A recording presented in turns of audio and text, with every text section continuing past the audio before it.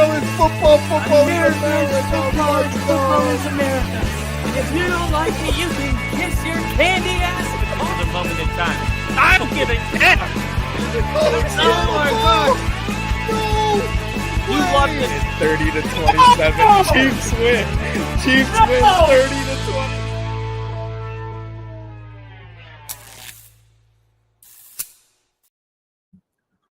Woo! Ladies and gentlemen, welcome to Only Football. What a game this has been. We just saw a fumble,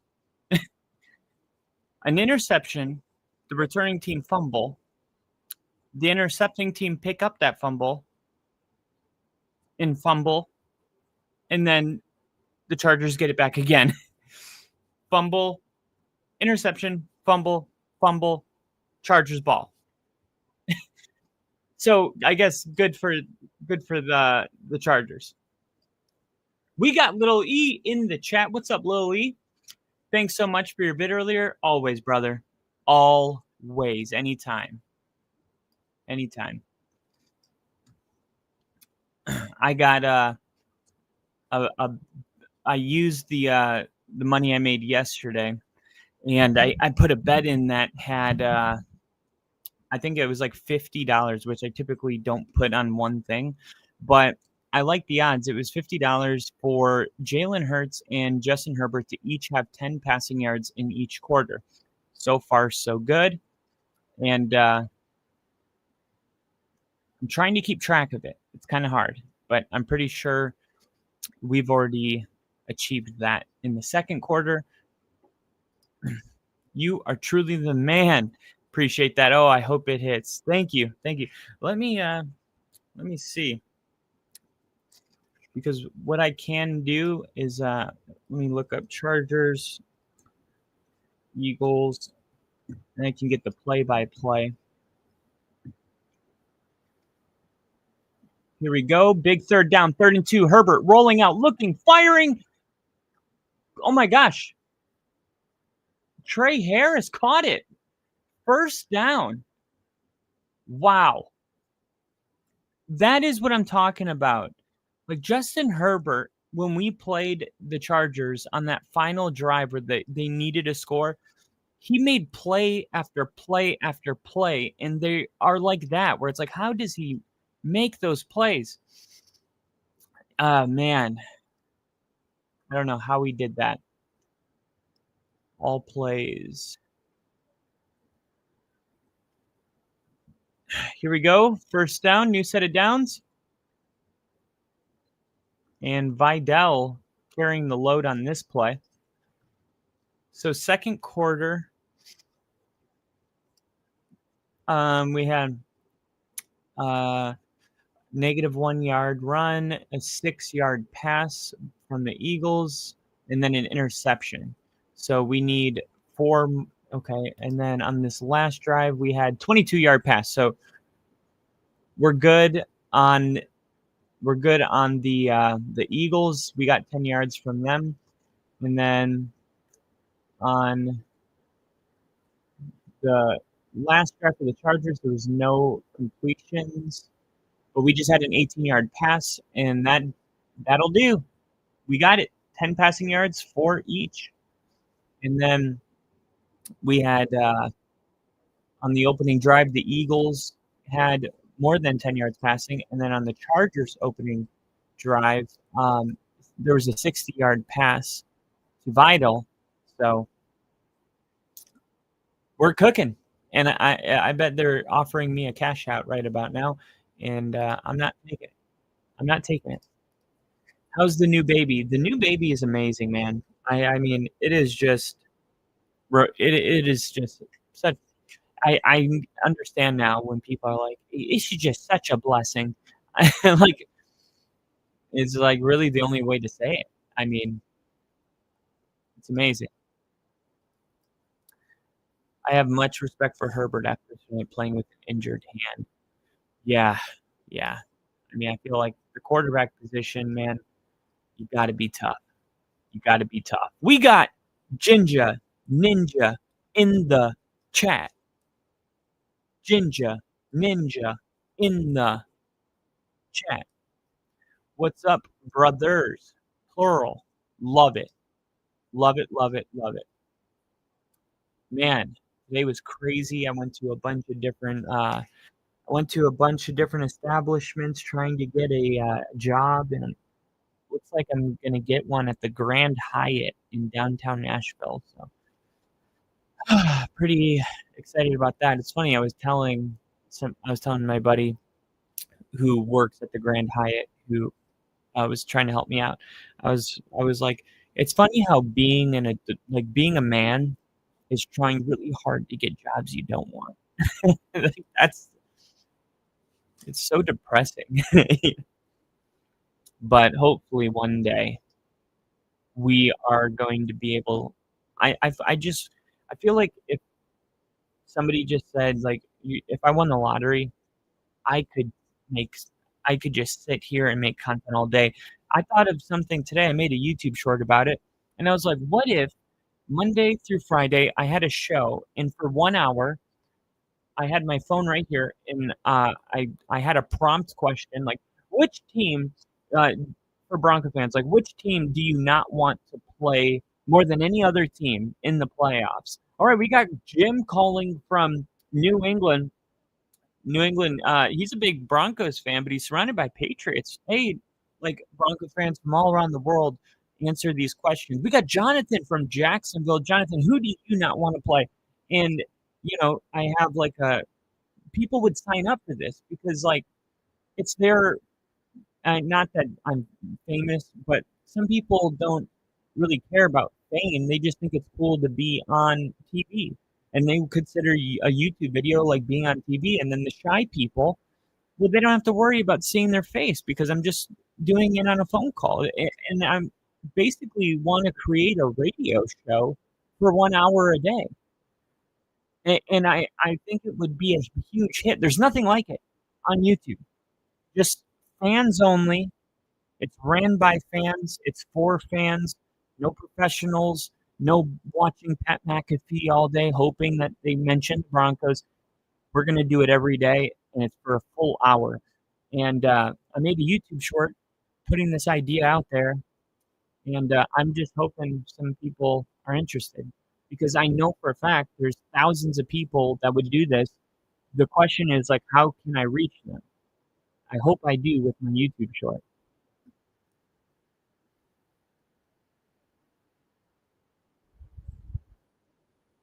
I'm so happy for you, bro. Did Rick ever tell you about that money from the? He did, and I never got a chance to thank everybody because I got the money and it was like we went into labor. But absolutely, thank you, everybody who donated and contributed.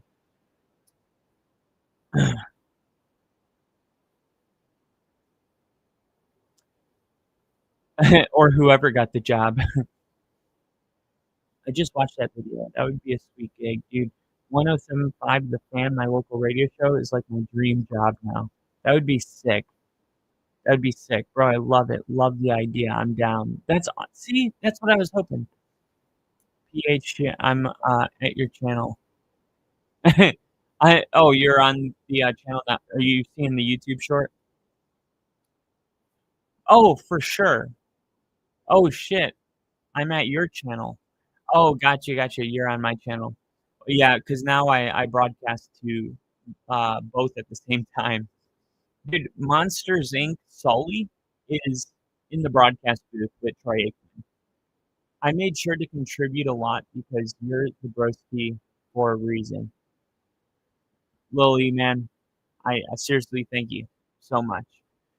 Thank you. I can't thank you enough. You have no idea. Thank you.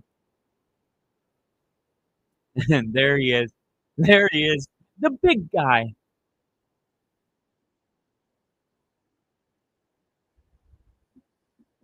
All right.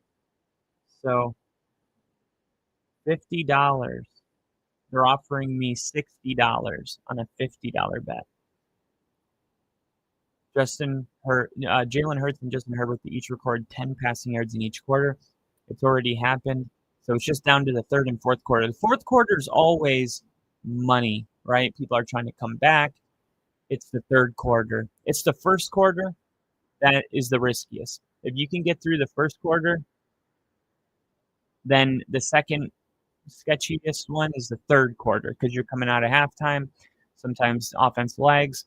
But the second and the fourth, I got no worries. And the way this game's going, I'm not worried.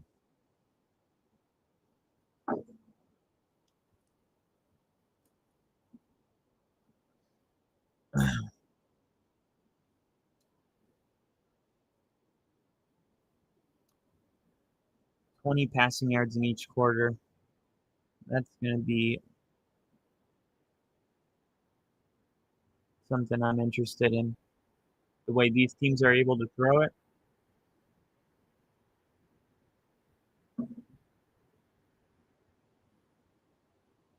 Another interception. I just put $10 on them to have 20 passing yards. Look at 30 passing yards in each quarter is at +4. I'm going to put 15 on it to win 64. We got 4 minutes and 38 seconds. Okay. What was that? 30 passing yards in each quarter. So in the second quarter so far, we got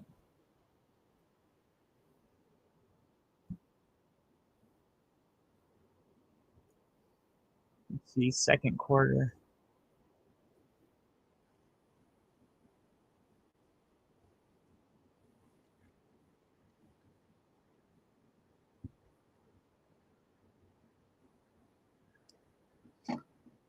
You're Justin Herbert. Come on. Sling it. Oh my gosh, fumble. Eagles ball. What the hell is going on in this game?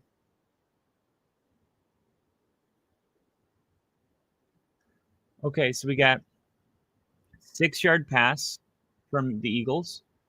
We got incompletion, penalty. Okay, 16-yard pass, 19. 3-yard pass, 22. 22-yard pass, 40. Okay, so the Eagles did it. The Eagles did it. 18-yard pass for the Chargers. And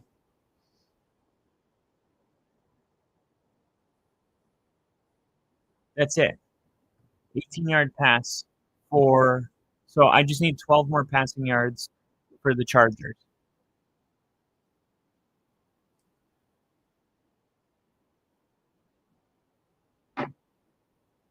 Justin Herbert will forever look like a senior in high school. No problem, brother. I'm happy and excited for y'all. I know Brother Bill and I would have gone tit for tat that night to see what he could send missing, but always with us. Absolutely. Man, absolutely. Can we get a dog shit in the chat for these two teams? Absolute dog shit. It's actually been really fun, though. Like, it's funny how that... Come on. Somebody hit him, mother... These teams, man, they just don't look... They don't look battle ready. I need some freaking water. I came straight back from my interview into the stream. And I feel like there hasn't been a commercial in like 15 minutes. Which I'm usually okay with. I just want to get some water. Barkley, first down. Come on, right here. Right here.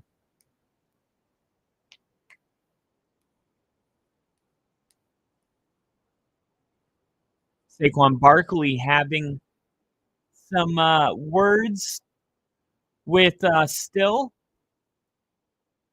Derwin James getting escorted off the field by the Chargers training staff. The best safety in the NFL, changed my mind, is being escorted off the field. And if I'm the Eagles, A.J. Brown or Devontae Smith, this is a house call. This is a house call for me. By the way, somebody dropped Omari in Hampton in my league 6 weeks ago, and I picked him up and put him on IR. I activated him for this game. He's already got a touchdown. He's got 11 points. He projected 20. I have 160 points currently this week, and I have CMC on a bye week. Barkley's just running through this Chargers defense. Come on.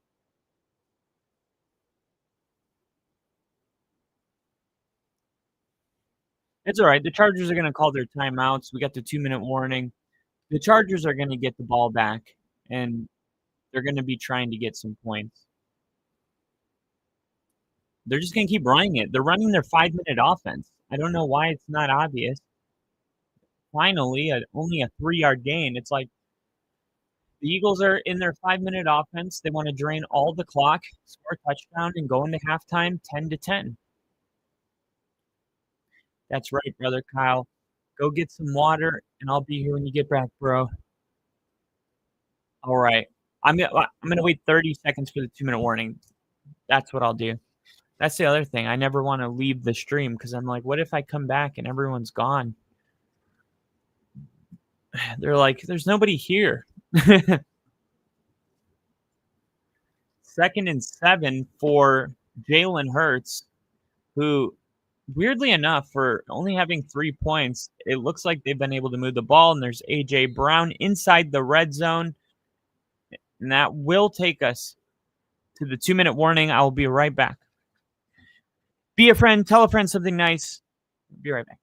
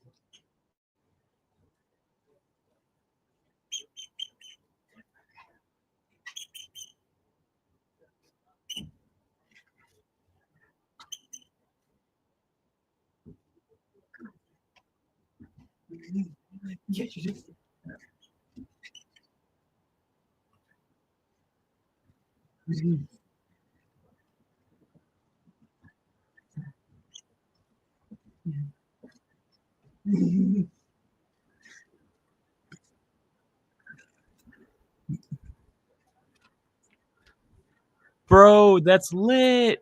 Go for it. Promise you won't. We won't leave you. Me and brother Jay will hold it on. Oh my gosh. Holy crap, they're on the 1 yard line? Come here.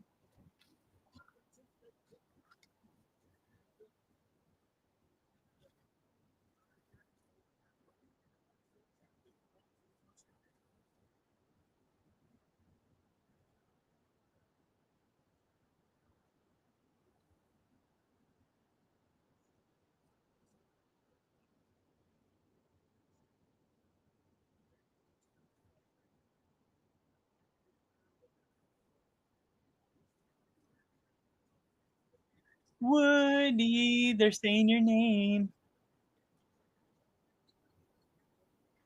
Woody. Mr. Woody.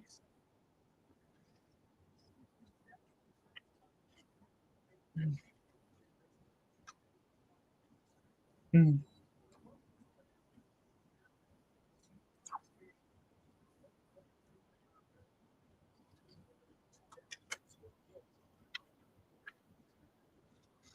I need a Barkley touchdown here.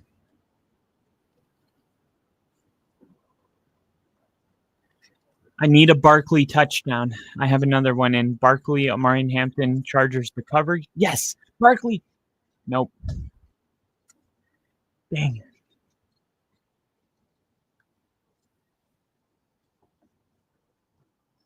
It's right there.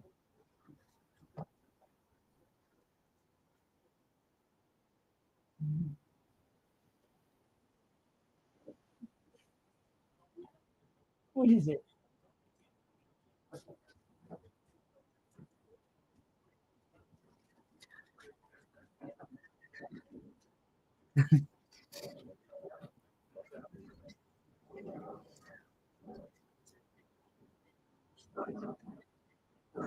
Whoa. Whoa, I made that a little too big. There we go.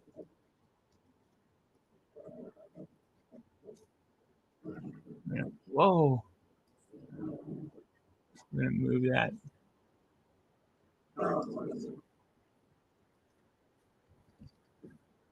Barkley in motion.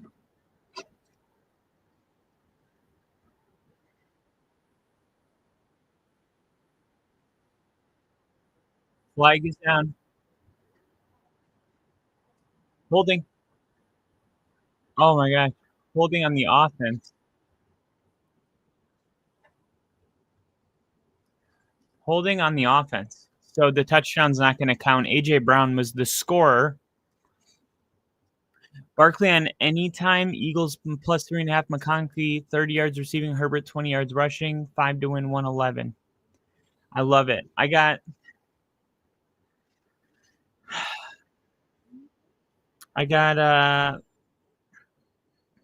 okay, here's the big one, I guess. Omarion Hampton touchdown, Saquon Barkley touchdown, Chargers plus 1.5. Now it's 2nd and goal, so this might be a draw. Thought about it. Hurts throwing. Hurts, what are you doing? Like, throw a catchable ball.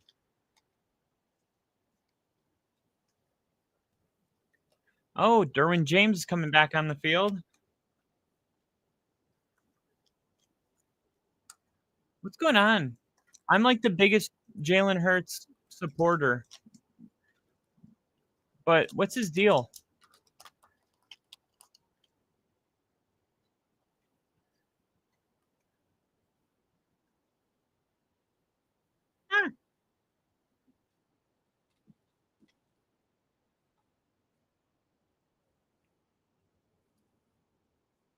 Jim Harbaugh just had to call timeout. Why? The clock was stopped.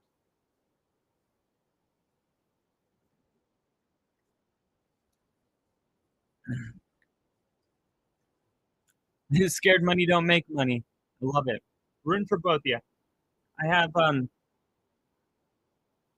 this bet in Carolina Panthers to make the playoffs, the Chiefs to make the playoffs, Tampa Bay to miss the playoffs, Cincinnati to make the playoffs. $2.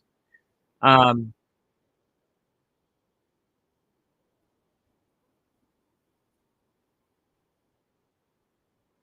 let's see. Let's see what happens here on third down. Because I need 12 more passing yards from Justin Herbert. Oddly enough, the ball's on the 12-yard line for the Eagles.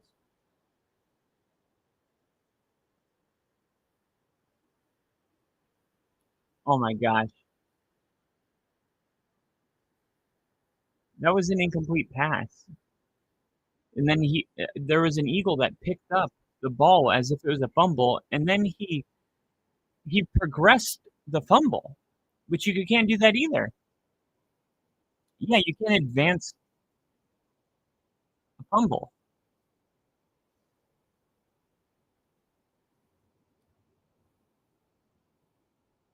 Ooh. I don't know if that arm was moving forward. I don't know the feeling of the game or any of that. Betting the Eagles could have been horrible. LOL. Should have thrown Colts to miss as well in that one. That was prior to Daniel Jones's injury, but I was actually I was a believer in the Colts. The Daniel Jones injury, yeah, I would have thrown him in if I made it today, but I made it like 5 days ago, and I was like, and plus I was trying to use the teams that were like unlikely. Like if you look at the ones I picked, it's like Tampa Bay is like predicted to be in the playoffs. I took them to miss. The Chiefs, I don't think people are fully aware. Now, I don't think they can win out. We had this conversation yesterday. I don't think they can win out, but people on the internet, they seem like, I don't know, like they don't realize how, I'm not saying how easy it is, but they're making it seem like the Chiefs have a 0% chance. And it's just not the case. I mean, if the Chiefs win out, they give themselves a pretty good chance of making the playoffs. And that's just the truth. There was a Chargers fan talking shit on the internet today. He said he posted a picture of the AFC playoff like standings, and he says, "Man, we could destroy all of these teams except for the Jaguars." Now, of course, he's saying except for the Jaguars because they just got absolutely crushed by the Jaguars, so he has to say that. But I replied on it, and I was like, I was like, you should just be focused on the Eagles, little bro. You're 0-2 against the NFC East, and you haven't played the Eagles or Cowboys yet. And I posted it with a picture of. Let me just show you. It's funny. It's funny enough to share.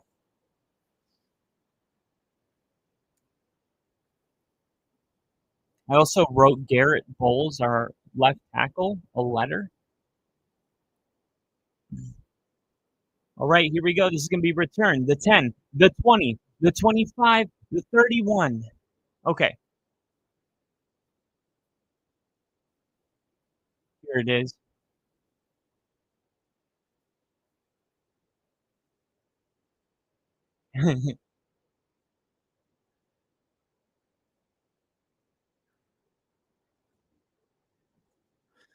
I said, hold on, let me see if I can.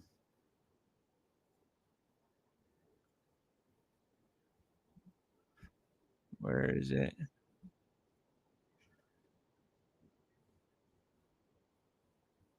Here it is. Chargers. This is what he said. Chargers would destroy. Hold on, I got to see this real quick. Herbert, come on, 12 yards, 12 yards. Damn it, incomplete. Chargers would destroy everyone in this graphic except Jaguars. Facts. Here I am. I would be just focused on the Eagles, little bro, considering you're 0-2 versus the NFC East, and that's without playing the Cowboys or Eagles yet. And then Broncos versus NFC East this season literally beat every single one of those teams. It was just like the perfect division rival banter that the internet was created for. Here we go. Come on, 12 yards, 12 yards. Throwing it. There we go. There we go. What was that? 6 yards? Give me 6 more. Give me 6 more. Give me 6 more. Come on. 17, 16, 15, 14, 13, 12. What the hell are you doing, you bum?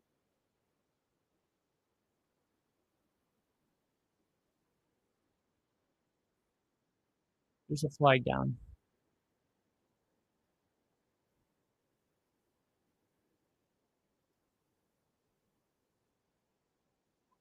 I don't think you guys deserve to see me. I'm terrible.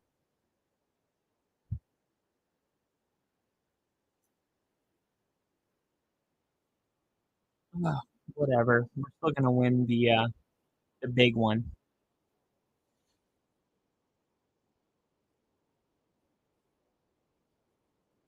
I feel like under my nail has a nail growing into my skin.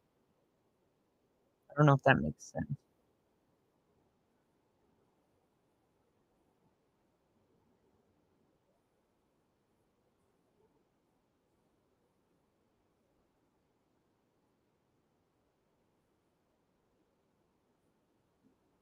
Yeah, I can feel it. Just barely there.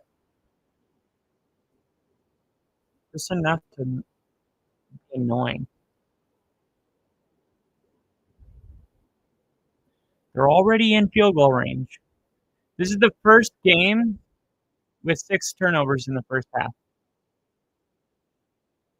And you know what? I'm loving it. Call this game McDonald's because I'm loving it. You know, there's people out there that would say a game like this is hard to watch. Not for me. I don't know what that says about me, but I enjoy the chaos. We saw one play where Jalen Hurts threw an interception. The Chargers players returning it. Jalen Hurts tackled him, fumbled the ball. Jalen Hurts, who threw the pick, picked it back up. Then he got tackled and fumbled the ball. And then the Chargers picked it back up. I don't even know. Does that count as one turnover? Because if they count all 3 of those, then technically there's been 9 turnovers in the first half, not 6. See, that's the question. If I was in the booth, I would be asking Gene.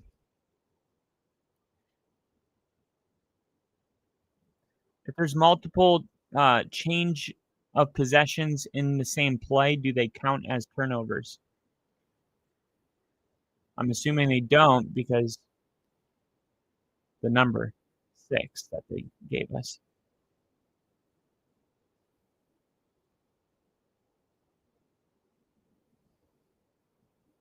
Jalen Hurts, 2 interceptions. Jake Elliott, he's made a 41 and a 30-yard. Obviously, weather never a factor in SoFi. Snap, hold, kick looks like no good. No good. Of course it's no good. That's the way this game is.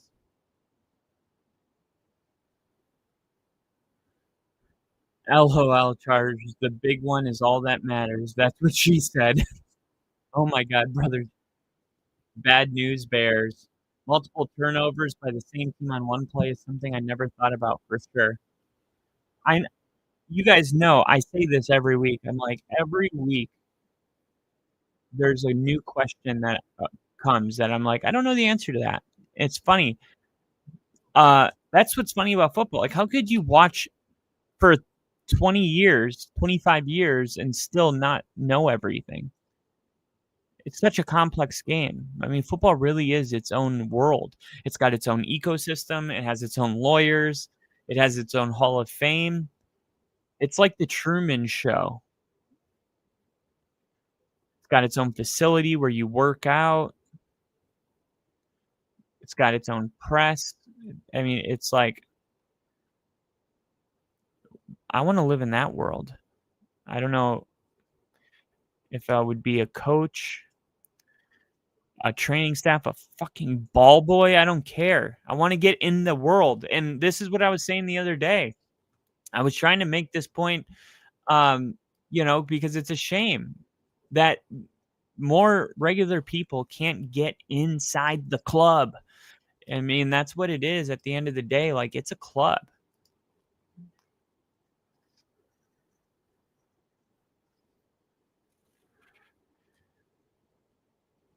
It's a club. And see replies.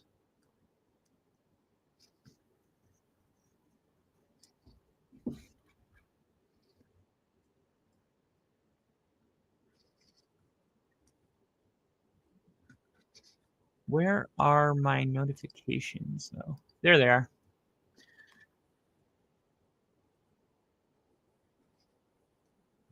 All right. Here we go. We got Nick in the chat. Eagles miss. Absolutely did miss, which means I got to update the ticker. Happy halftime to Captain Hypothetical. Who's that? What up, Nick? Okay. This is what I found out the other day.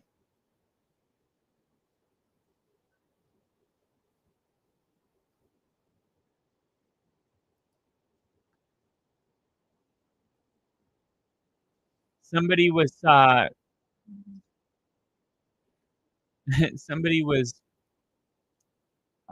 somebody posted, sports gamblers are demanding that the NFL investigate the Raiders and the refs because, like I said, I've never seen this before, but they kicked a game losing. I don't want to show this in case the internet gets confused, but they kicked a game losing field goal. Who does that? Who does that? Anyway, I put, too bad you guys didn't pick the good spreads to gamble on. Steelers, Seahawks, Bengals, Jags, Titans. Boom! Shakalaka. And that's not what I came to show you, though. What I came to show you was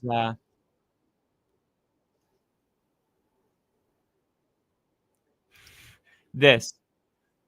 NFL Water Boys earn over $3,000 per game.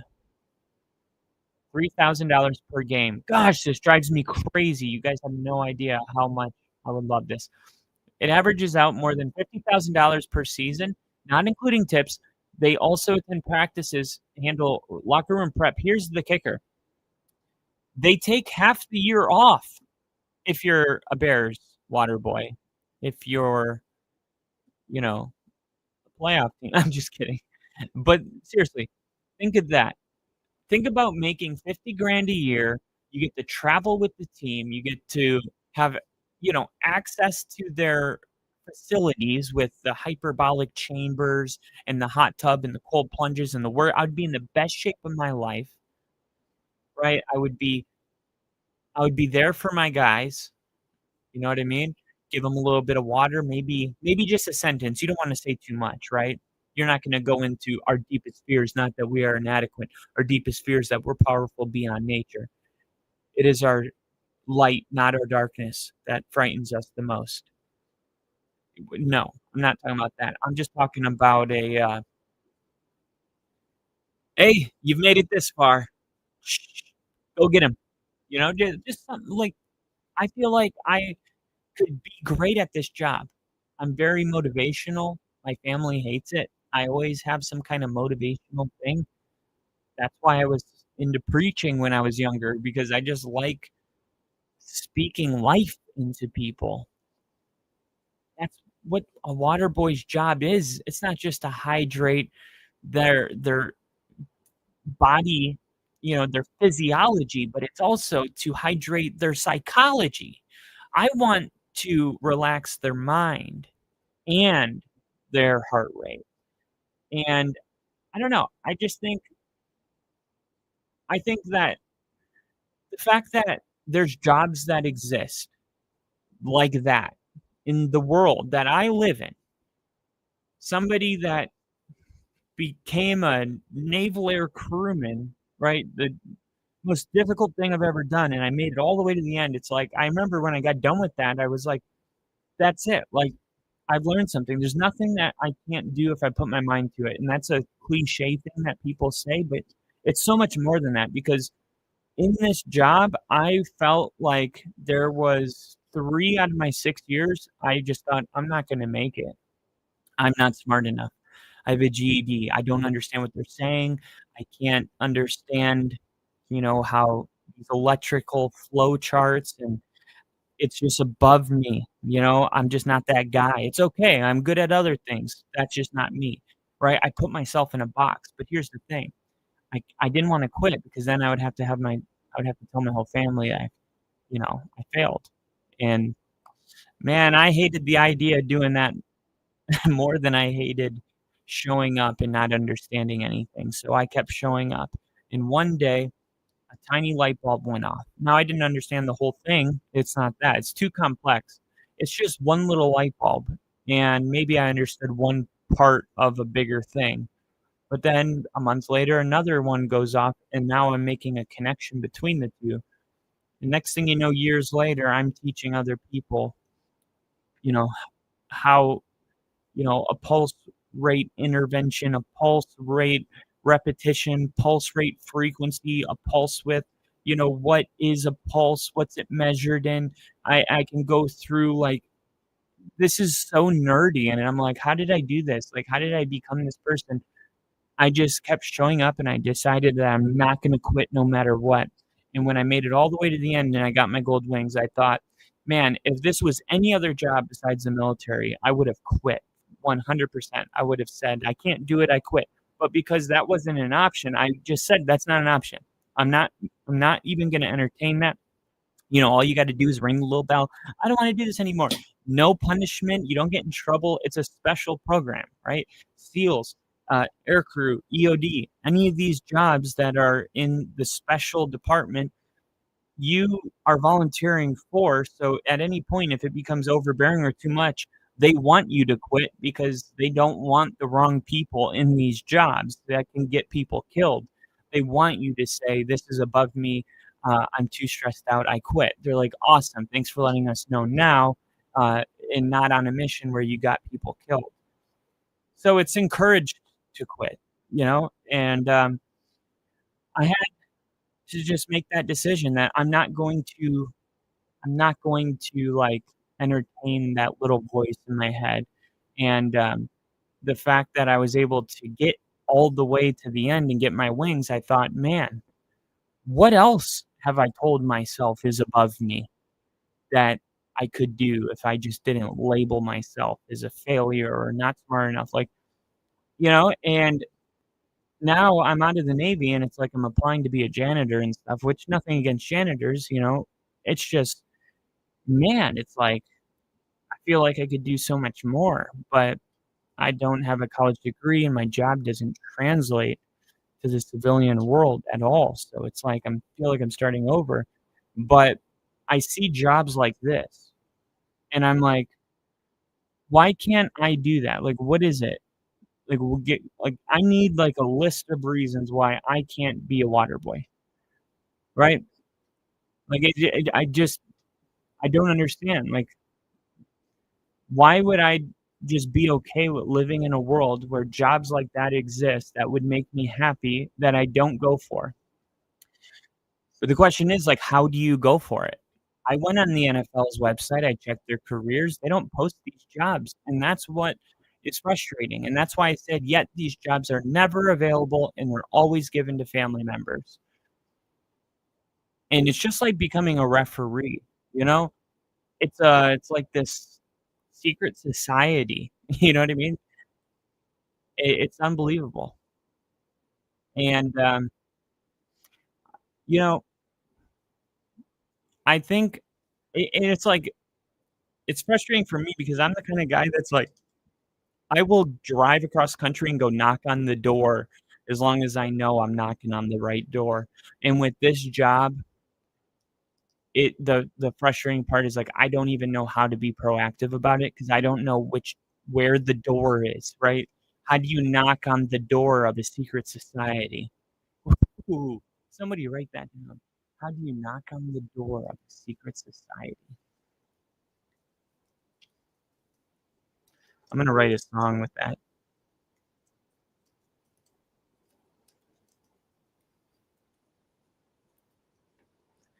How do you knock on the door of a secret society? I've been looking for myself and I can't even find me a better place, another job. I think it's time I be moving on.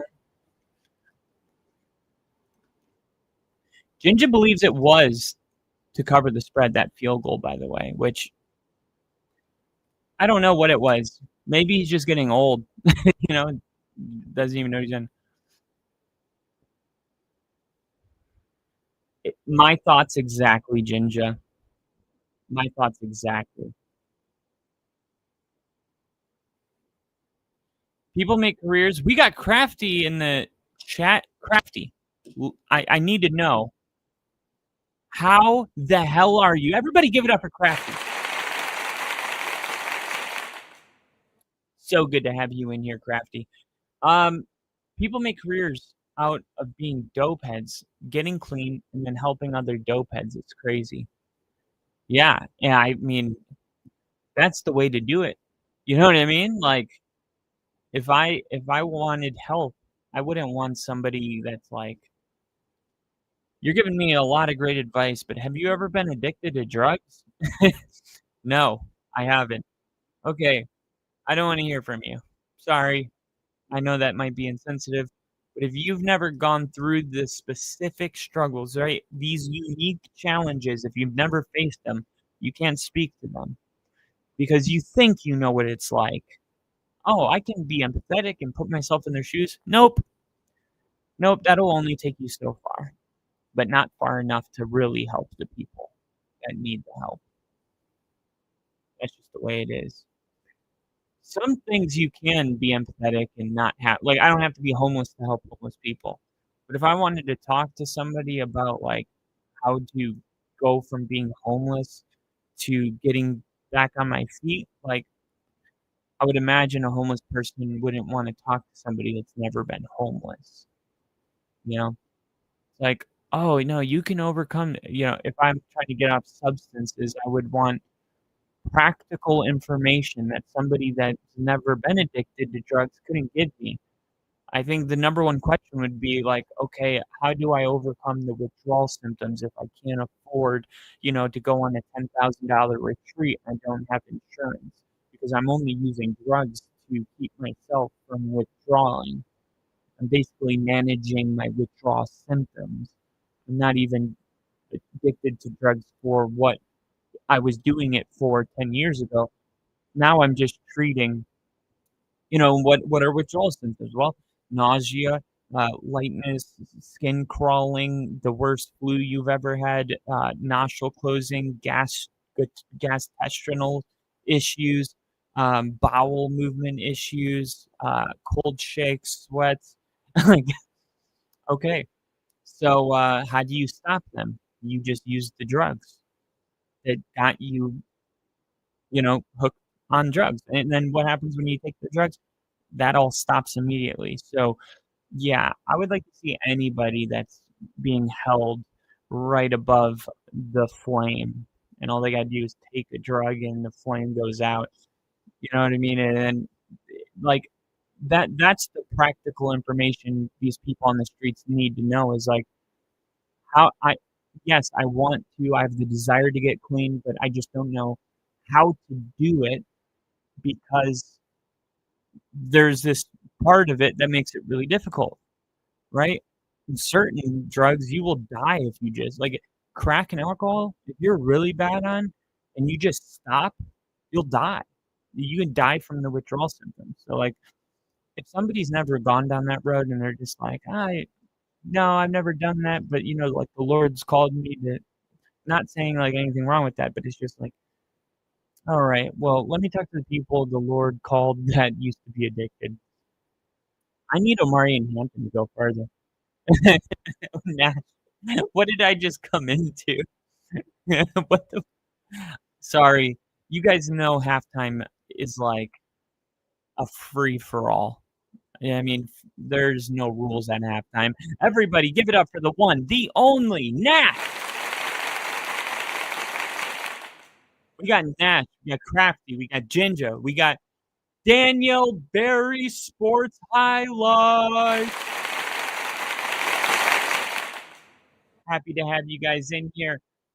All right, bounce it outside. 2nd and 10 is going to turn into a 3rd and 5. Once again, I need a couple things. The first thing that I need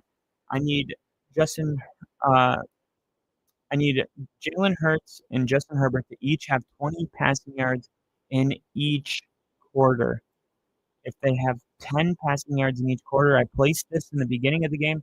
I did one for 10, one for 20, and one for 30. Unfortunately, I don't think the 30 one's going to go through, but I put $50 that Jalen Hurts and Justin Herbert would each have 10 passing yards in each quarter. The first quarter and the second quarter, check. We are down to the 3rd and the 4th. $50 to win 93 for 10 passing yards. And I'm going to take it. Look at this boy at fullback. 44, Matlock. This is bunch formation. Let's see if they throw it here. Take a shot downfield in bunch formation. No, they're going to run it. Vidal is going to pick up 1 yard. And then Jordan Davis is going to be there to catch him. Big boy discussions, Nash. Big boy discussion. I'm not mad about it. I'm just saying, like, they can fuck up to the NTH degree and then get a cushy job making crazy money just telling people how much they fucked up. Oh, yeah. Yeah, no, I totally get what you're saying, Ginger. Trust me. I remember my ex-wife, her dad was like an ex-addict, and I didn't like being around him because he made everything about him, and this is a very common thing with addicts. And if you guys have addicts in your family, you know this. I'm not telling you anything new, but I used to go to these AA meetings to be supportive. And one of the things I noticed is that they almost like romanticize alcohol at these meetings. They're like, man, today I just really wanted a beer. I just was closing my eyes and envisioning like reaching my hand into the bottom of the ice and just pulling out that frothy cold beer. And I'm sitting there at this meeting like, holy crap, this is what you guys do? I've never wanted a beer more in my life than here at this meeting. This is insane. No wonder you guys keep relapsing. You guys meet every day and do this? That's insane. And it's like, oh, we're going to keep collecting chips. If you really want to get sober, you should just be like, I don't count the days because I'm not a drinker anymore. That's what I always tell people is like, if you're going to quit drinking, don't be like, I'm 17 days with that, because that makes it sound like you're counting until you relapse. Like if I told you you're never going to drink for the rest of your life, you wouldn't count. That's very like morbid. I'm going to count the days until I die from today, So you would only do that if you were planning on relapsing. So I would always tell people, my opinion, just my 2 cents. If you really want to quit drinking, then instead of telling people I'm 13 days, just tell them I don't drink anymore. When did you quit? Can't remember, like months ago. I don't know. 2, 3. You know, just like who cares? It's not that important. You know, when you think about it that much, it's almost like you put it on a pedestal and you make it a god. And you're just like, don't crush me today. And that's what I don't like about these AA meetings is like the first thing you do when you go in there is you stand up and you say, my name is this and I'm an addict. Well, I think you're more than that, Tom. I think of all the things that you are, I think you just said the least important one. Like, and if you are, you know, if you're not a Christian, whatever, if you are one, then like that's not your identity. Your identity is like, you know what I mean? You're created in God's image. You're not a drug addict. Like, my name is Paul, and I'm an addict. It's like, oh my God, what else are you? Do we have to start there? And yeah, I just feel like the whole thing is just set up in a way for people to like stumble again. And every time I got around my wife's father, ex-wife, thank God, her father, everything circled back to him and his, you know, addictions, no matter what we were talking about. And it just got exhausting. And I was like, man, I want to be supportive, but I can't be around this all day. When you're clean is when you can drink a beer and not have to have more and more and more. Yeah. And I think that too, sometimes it's just like a young man thing that you grow out of. I don't think just because, you know, you were one way when you were 19 that you're like that for life, which is another like major disagreement AA would have with me. They would disagree with what I just said. They would say once an addict, always an addict. Nothing you can do about it. It's a disease. Here's a throw to, and also it's like, really, you're not even going, like, because if I walked in and said like, oh, I drank until I black out, they would say you're an addict, once an addict, always an addict. And I'd be like, you don't need any more context. Like, what if I just went through a really bad breakup and I've never done that before, but I decided to do it because I was depressed and I feel dumb. It was stupid. Like, no, they don't ask for any of that context. They're just like, all I need to know is that you blacked out one time and I know you're an addict and you always will be. And like, I just can't vibe with that. But it helps so many people, so I'm not against it. You know what I mean? It's just like not for me.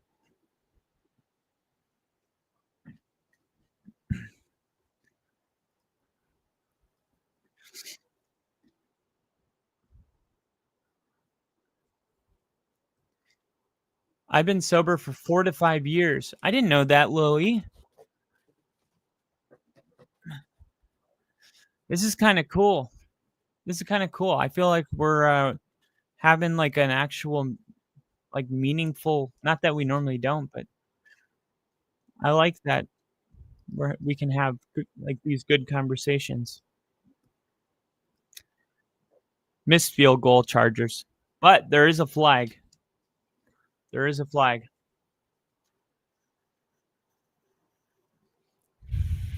This is going to be against the Eagles, who haven't even had the ball yet.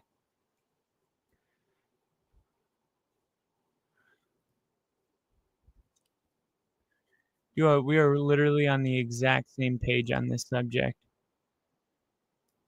Just remember, Lil, it's a young man saying that then trauma and other lives make it deeper. Absolutely. Well, he said alcohol was almost the death of me because I had a problem because was drinking to forget terrible times I wanted to forget and was on the heart monitor when flatlined for 5 seconds and they called code blue. Damn. Well, I didn't know that, Lily. I'm so glad that you made it through that.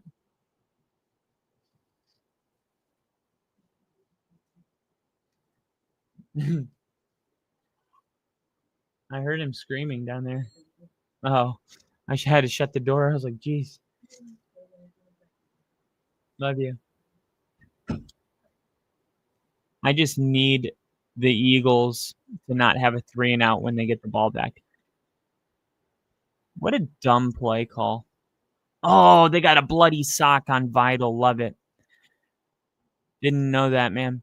But haven't drank any alcohol in 4 to 5 years. Yeah, I kept that a secret. Yeah, man. And also, like, I think I think if you I think, like, if you struggled with it when you were young, like, doesn't mean you're always gonna struggle with it, but at the same time, I also think that if you struggled with it when you were young, I don't know if the juice is worth the squeeze to pick it back up to see, you know what I mean? Like, "Oh, well, look, maybe I can handle it this time." Like, sometimes, depending on what happened, like, you freaking died. You know what I mean? Like, no. Like, I don't need to find out. I don't care that much. You know what I mean? Um, because honestly, like, I drink alcohol, but, I stopped drinking, and, it was because I was associating everything with it. It was like, we're going mini golfing. Oh, alcohol, concert, alcohol, football, alcohol, celebration, alcohol, angry, alcohol. And it was like, when I was like, "I'm gonna quit drinking for a while," it wasn't until I did that that I realized, "Oh my god, my brain, like, connects all of these things with alcohol." Like, Saturday morning, we're going to brunch, alcohol. Brunch means alcohol. Dinner means alcohol. Cocktails and, fancy dinner, that's alcohol.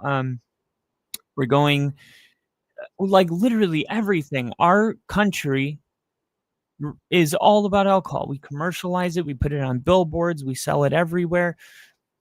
It's it's actually kinda crazy, you know what I mean? Because it's like the one of the worst ones of all of them. Now, I still drink beers, um, but I'm not naive to, like, the world we live in, and anybody that makes the decision that, like, I don't wanna drink because I end up like, alcohol slowly starts to invade like, for some people, it can feel like, I'm gonna just kinda, like, open the door a little bit to alcohol, just have, like, a couple beers, and then it slowly starts to, like, become more and more prevalent in your life until you're back to associating everything with alcohol, and it's like, "Oh, man, you know, I shoulda just not picked it back up when I was," because it's so hard to quit something. So when you do it, sometimes it's like, I wanna see if I can handle it, but it's not worth having to quit again in case I can't, if that makes sense. Because it was like when I got out of boot camp, I hadn't had a cigarette in 8 weeks, and I was, like, severely addicted to nicotine, right? And I'm not saying the vape thing is worse, but this isn't about that. This is just when I got out of boot camp, half of my guys went to the gas station and bought a pack of cigarettes, and I did too. And I'm like right about to light it up, and I thought to myself, "What are you doing? Like you're not you don't have shakes. Like you're clean from cigarettes. Like if you smoke this cigarette, you may do this for the rest of your life." And you've made it through the quit stage, like, you're good, you're not even craving it. You just want to have this habit? It's like, of course not. But, I smoked since I was 16, and I just am I just identified as a smoker. So it was like, of course, when I get out of boot camp, I'm gonna smoke 'cause I'm a smoker, and smokers smoke, you know? And, standing there holding a cigarette, right about to light it, I thought all of that in a matter of 10 seconds, and I decided to just change my identity, and, um, and then I hit somebody's vape, like, 5 years later, and, I loved it, and I still do, but I wouldn't wanna smoke again. Even if they came out and said tomorrow, like, "Vaping's worse than cigarettes," I would still not wanna smoke cigarettes, you know? I think vaping tastes good. It's so, like, I can do it in Walmart, I can put it in my pocket, I can do it anywhere, even places where it's, like, very professional. I can go to the bathroom in the stall, rip it a couple times, get lightheaded, go back out there. Can't do that with cigarettes. Brothers for life, 29. Lily is 2 years younger than me, and my older brother's 2 years older than me. We will never use this against you in a time of weakness or when we are mad at you or think something. Absolutely. Being comfortable enough to voice your past troubles or transgressions is awesome, man. Not everyone is like this, though, so don't trust everyone like you do with us. Absolutely. Great advice. Great advice. You know, I love that we're all close enough to have these conversations. To be fair, I'd rather just smoke the ganja. I've watched the potheads be way more cooler than those who get pissed drunk off alcohol. Love the green, to be fair. Yeah, that's what's crazy. That's what I was thinking when I was like, it's on billboards, it's on everything. It's just crazy to think like that the same people that put the billboards, the commercials, and pump millions, hundreds of millions of dollars to making sure that you want to drink are the same people that make sure that you go to jail for smoking. It's hypocritical and stupid. Yes, Jalen Hurts just did it. Also, that website I recommend, Jalen Hurts just threw it for like 20 yards. So, also that website I recommend will have week 15 came out on Tuesday at 7 p.m. Oh, it will come out. Okay, so 7 p.m. Eastern time. That is going. There's going to be a whole live stream dedicated to that website. Thanks to Nash. Once again, give it up for Nash. Jalen Hurts stepping up, trying to get rid of it and throws it. It's funny. Jalen Hurts is like his pocket mobility is like okay, but it's really kind of awkward. You know, for a guy that looks as athletic and ripped as him, he doesn't move as well as Bo Nix does in the pocket. It's like he steps back. Let me show you.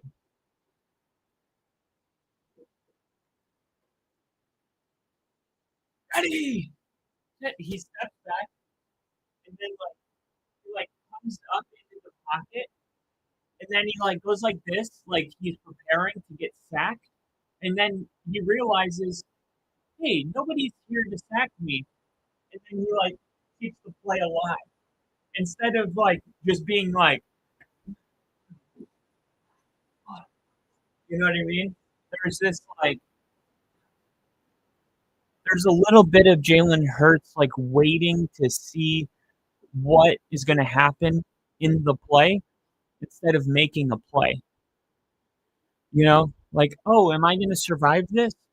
Versus great pocket quarterbacks are it's like they don't even realize they got sacked until they're on the ground. It's like, oh, I didn't survive that because I'm on the ground. They're not thinking about that in the game. They're just making plays. I guess I could sum this all up by he's thinking too much within his pocket movement. He's in his head. He doesn't look comfortable there. 53-yard try by Elliott.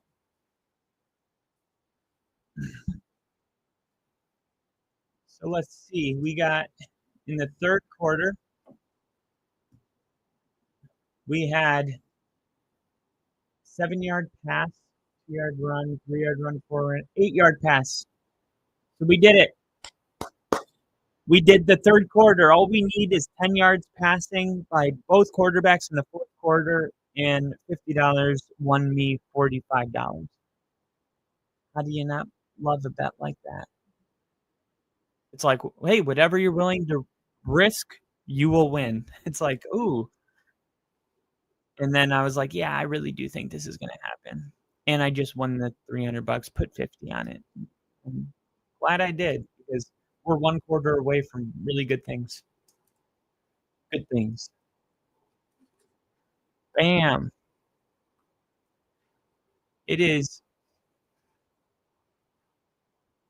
9 to get the hell out of here. Los Angeles, California.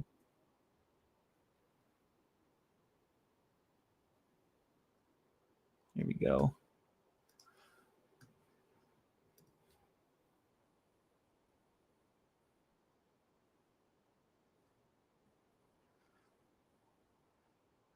So I wonder if you guys have ever wondered like how I do my ticker, right? Because if you've noticed, my ticker is exactly the same as Monday Night Football's.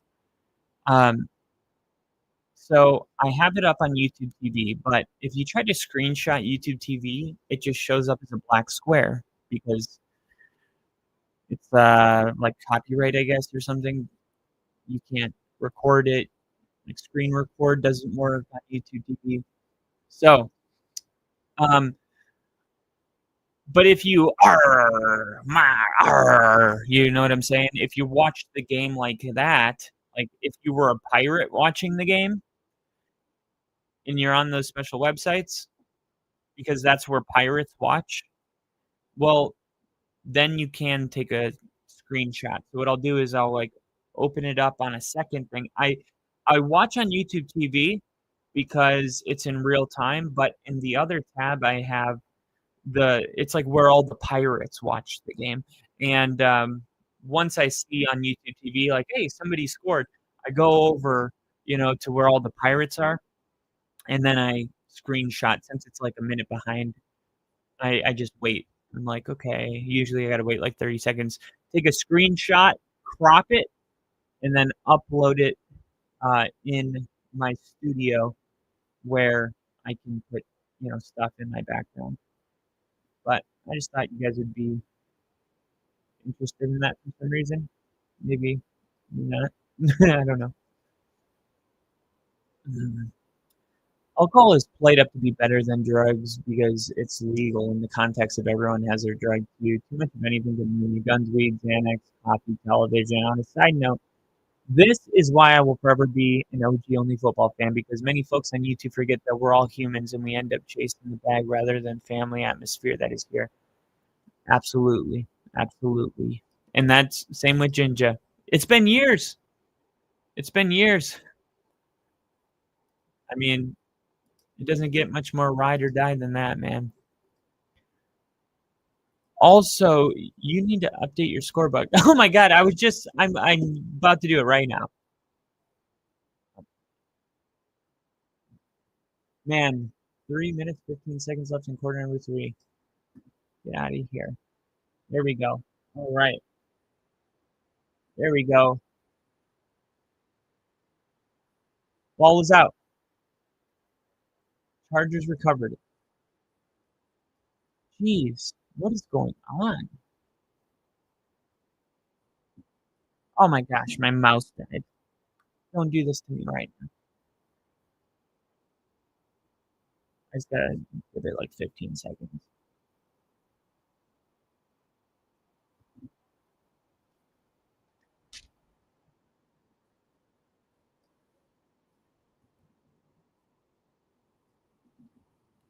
All right, we're gonna need to put it on a little longer than that. I can't see the game. Here we go. I got it on my phone. Oh my gosh.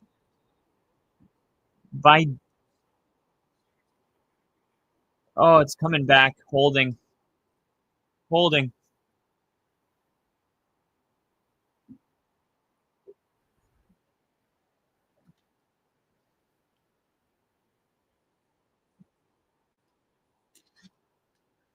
What is going on? Charge, damn it.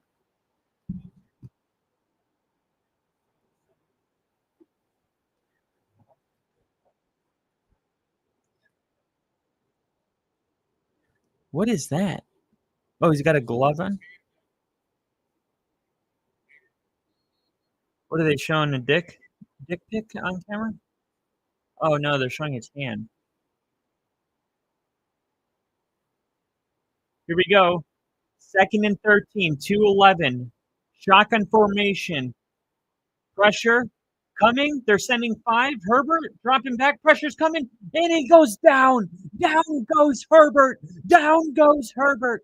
And with 1 minute and 55 seconds left in the third quarter, the Chargers will punt it back to the Eagles, who are down 4 with 1 minute 45 seconds currently left and ticking in the third quarter.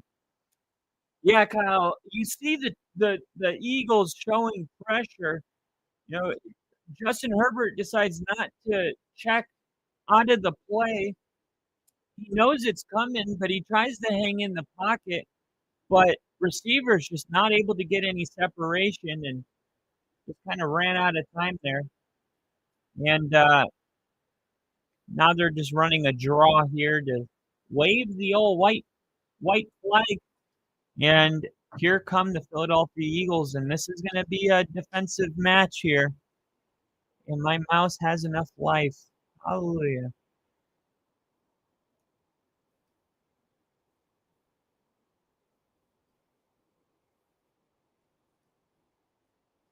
Way to make it about you.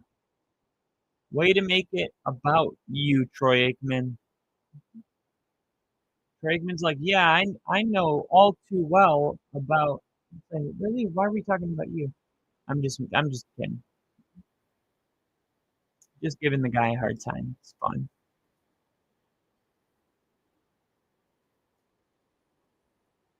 That's a good looking score bug, huh?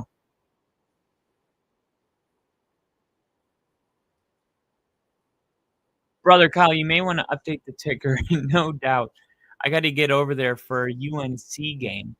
University of North Carolina, Michael Jordan.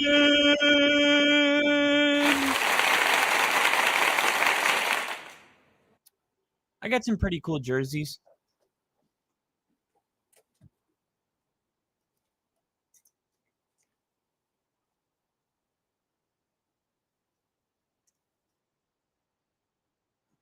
All right. Jersey number 1.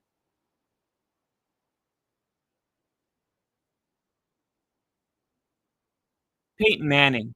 I mean, if you're a Broncos fan or a Colts fan, you got to have one of these in your closet.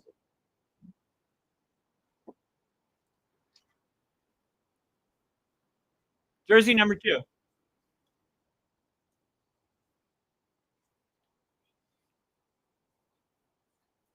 Giannis, the Greek Freak. I was born in Milwaukee. The first jersey I ever wore was a Milwaukee Bucks jersey. It was purple then. There's a picture of me holding my sister. Me, my sister, my brother were 7, 9, and 0. And we're all wearing Bucks stuff. I'm wearing a Ray Allen jersey. Fast forward to me being 21 years old. I'm working in a nightclub in Miami. Ray Allen just hit the Eastern Conference Finals. And Ray Allen hits a corner 3. People were leaving the Heat arena, and the Heat came back and won this game, and they beat the Celtics, and they're going to the finals. It was a magical game. Go look at it. Miami Heat. If you just put Heat, Celtics, Ray Allen shot, it'll come up right away.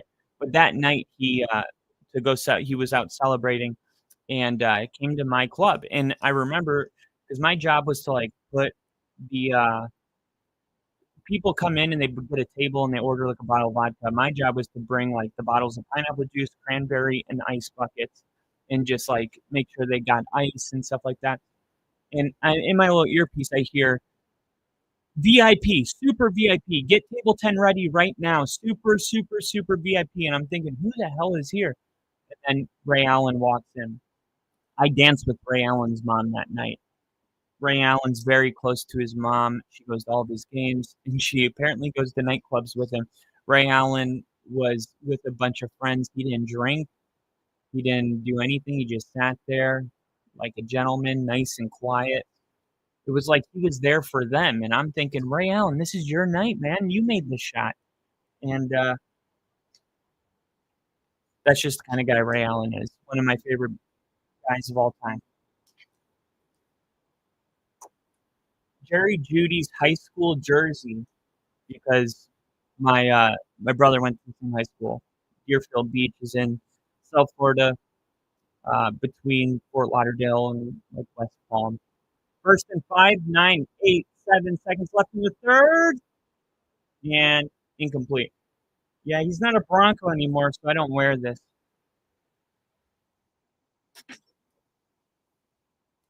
My favorite one of them all, my Allen Iverson. My Allen Iverson jersey. This one needs no story. All I'll say is that was my Michael Jordan. And who was your Michael Jordan? Probably Michael Jordan.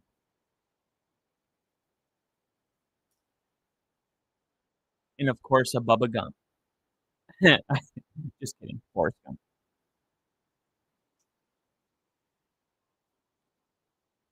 What is this?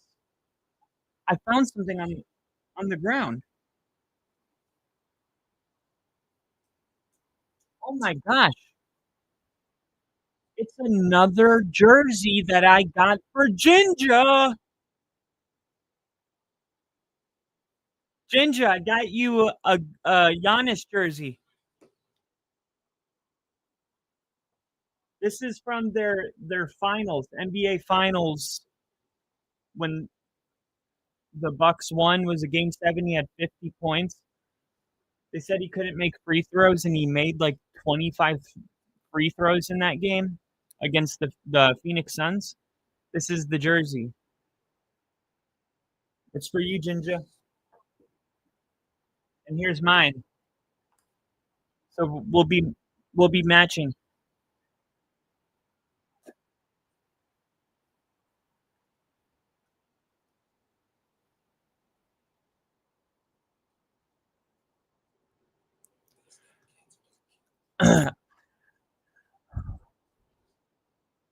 That was actually a solid intro for Jordan.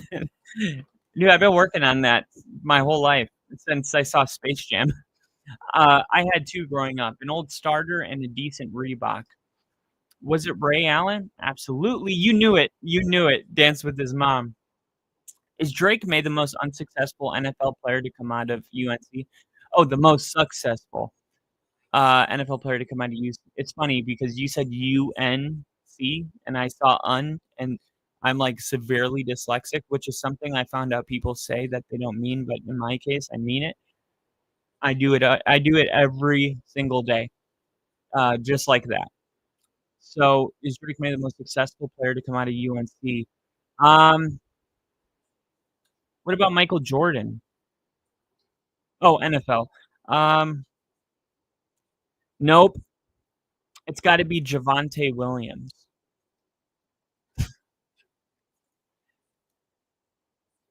Javonte Williams is pretty.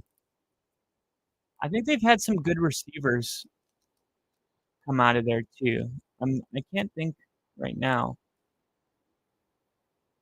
Yo, that's lit. I'm hella jealous, brother Kyle. Don't worry, Ginger. I got you a jersey. Or Lily, I got you a jersey too. You ready?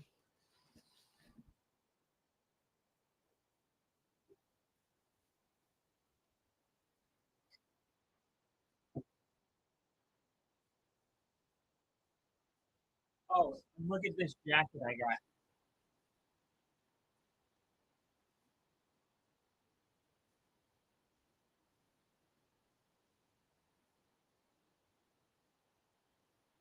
Whoa, Saquon Barkley touchdown. What just happened?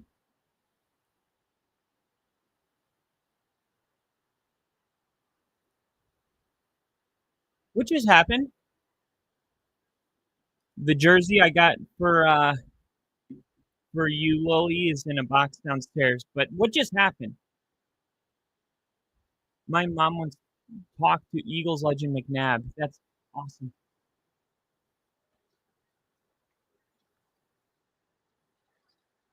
Oh, they pitched it. Wow. So was that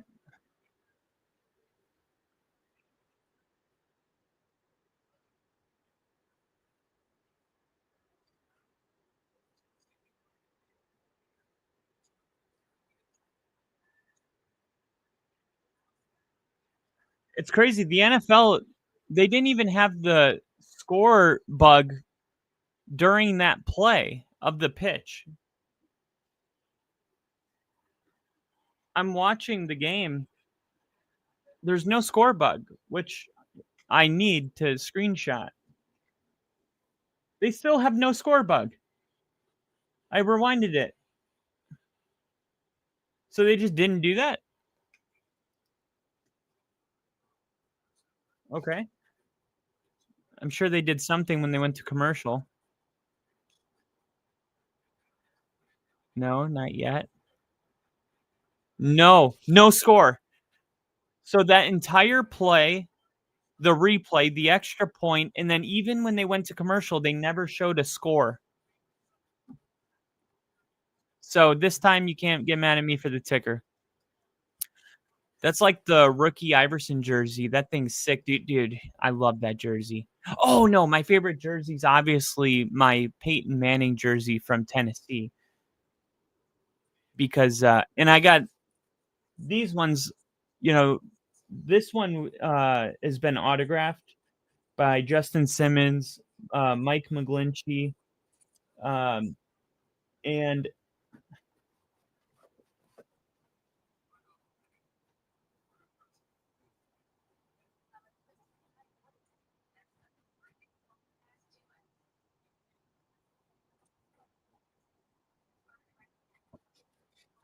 Derek Wolfe.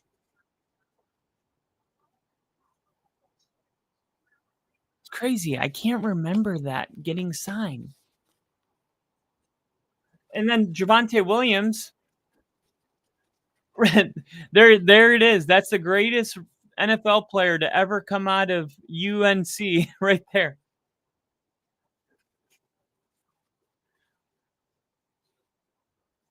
Forrest Gump, Florida State is lit too. That is actually Alabama, and if it was Florida State, it would probably be my favorite jersey.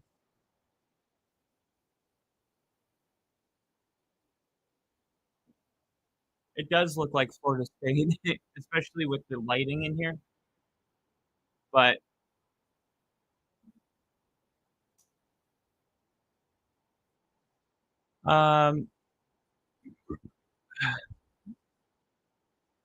oh shit. Oh shit, got to be a jersey. Oh shit, you got me a jersey? Thank you, brother. Dude, that's sick. Absolutely.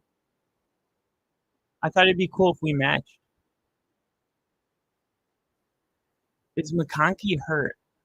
We're about to find out because oh, look at that. There was holding on Khalil Mack on that big run. The year Lose Yourself by Eminem came out, I saw Iverson play in Indiana. No, you didn't. No, you didn't. Was better than marching Usher tank tops. Way better than matching Usher tank tops. Arguable. That is no debatable. All right. So the fourth quarter just started. So I'm gonna need 10 passing yards from each team. And I guess the Eagles scoring quick helps me somehow because it puts pressure on the Chargers to maybe be more aggressive than they would be if they were still winning this game 9-13.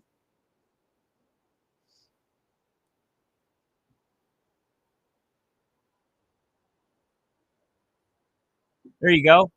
Yes. McConkey.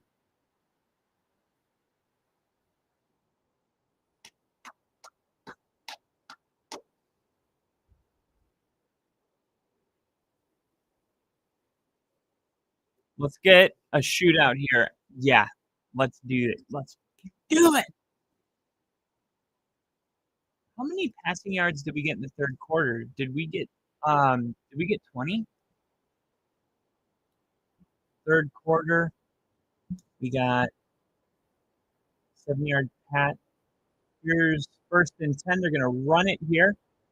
So this is for the Chargers. We got 8-yard pass, so 8. 7-15. So we got 15 yards on their first drive. And then the Eagles. So the Chargers only had the ball twice in the third quarter. And they had 15 yards. 10-yard penalty, sack, 4-yard run. So they only had 15 passing yards in the third quarter. So that stinks. But we got our 10 yards. And now Herbert, wow. I don't know how he avoided that sack. He just got popped and somehow came away. Two tests apiece. How many passing yards do you need? Well, I need 10 passing yards from each quarterback. And Herbert, pretty sure he got it with the Ladd McConkey. Well, I can check because Ladd McConkey, yeah, that was a 12-yard pass. So now I just need Jalen Hurts to do it. And I win like $100. I bet 50 to win 50, essentially, for each quarterback to have 10 yards passing in each quarter. McConkey going deep. Oh, overthrew Vital. I think there's going to be one more big play by Omari and Hampton, and I don't know when, but it's coming. What did he do? He had a 12-yard catch. I need 30 from him. Okay, I think you'll get that. And I think somehow punting it here, it might help you because McConkey was actually opened if they would have got the ball out. And they're going to see that on their stupid little iPad and go back to him. 18 more yards from Ladd. Here's the punt. I got to pee.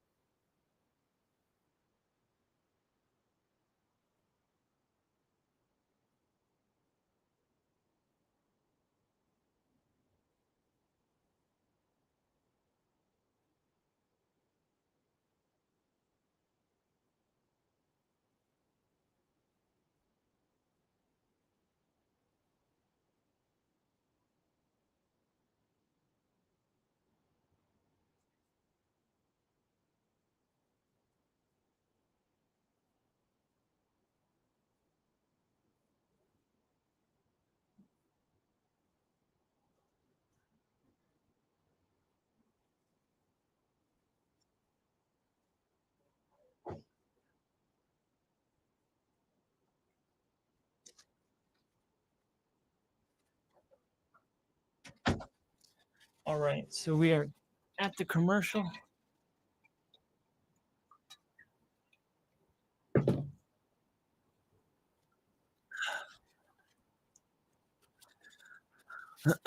Let's go, Ladd, baby.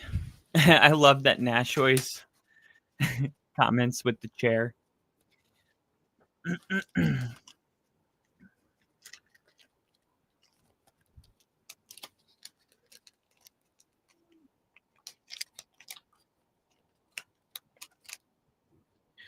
Maybe you should walk with me a while. Maybe I should rest beneath your smile. Everybody stumbles sometimes and needs a hand to hold, 'cause it's a long trip alone. And I don't know where I'd be without your help.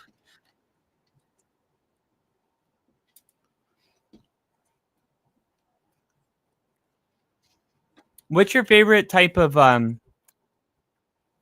iceberg? Do you guys like the spearmint ones or the menthol ones?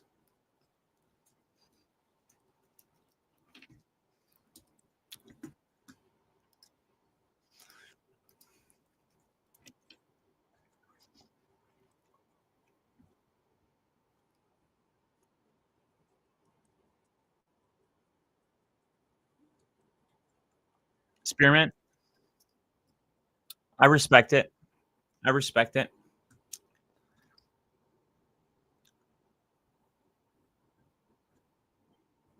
What happened on that punt? Oh, a face mask. These refs stink. All right, here we go. We're going to change the lighting. We're going darker purple here. Here we go. Throw it. 10 yards, 10 yards, 10 yards, 10 yards. Throw it. Look, look, look, look. Throw it. Yes. 10 yards. Boom. Ah.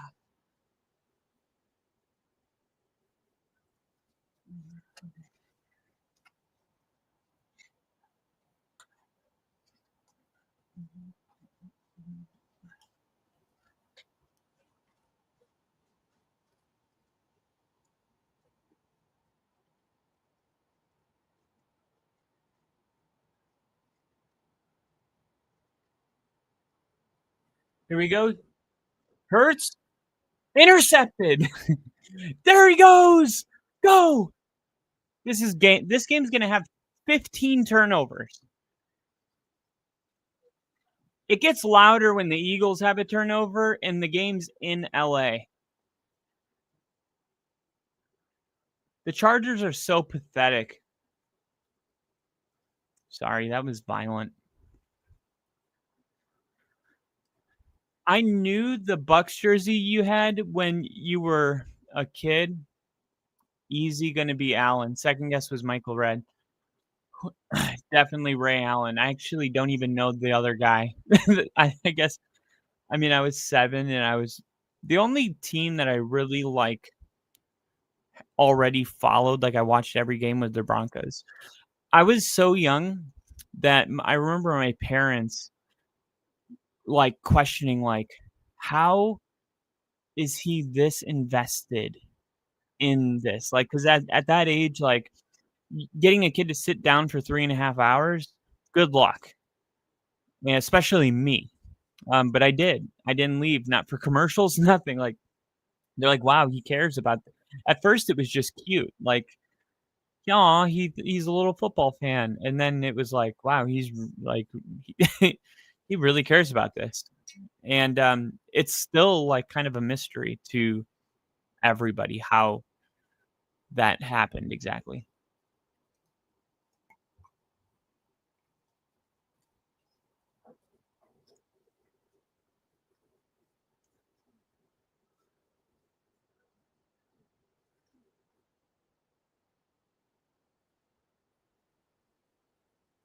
Handoff. Why is I know that they got Omarion Hampton on a pitch count because he's first game back from injury, but I've been seeing a lot of idle. Luckily, Omarion Hampton already scored a touchdown, had a couple big runs, but the Eagles' run defense has kind of stepped up since that opening drive.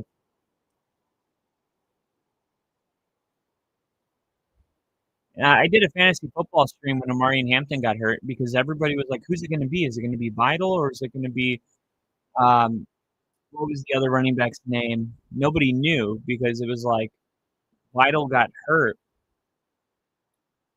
caught first down. Omarion Hampton got hurt, and it was 5 minutes left in the fourth quarter, and the Chargers had 2 possessions left in the game. One of them, Vidal got all the carries, and then the other one, it went to the other running back. I can't remember, but he got the whole thing. So all week it was like, well, we got these 2 running backs, and each one of them got, a full drive. So nobody knew who to add on waivers, who's going to be the guy that fills in for Omarion Hampton. And I made a whole stream about how it's going to be Vidal.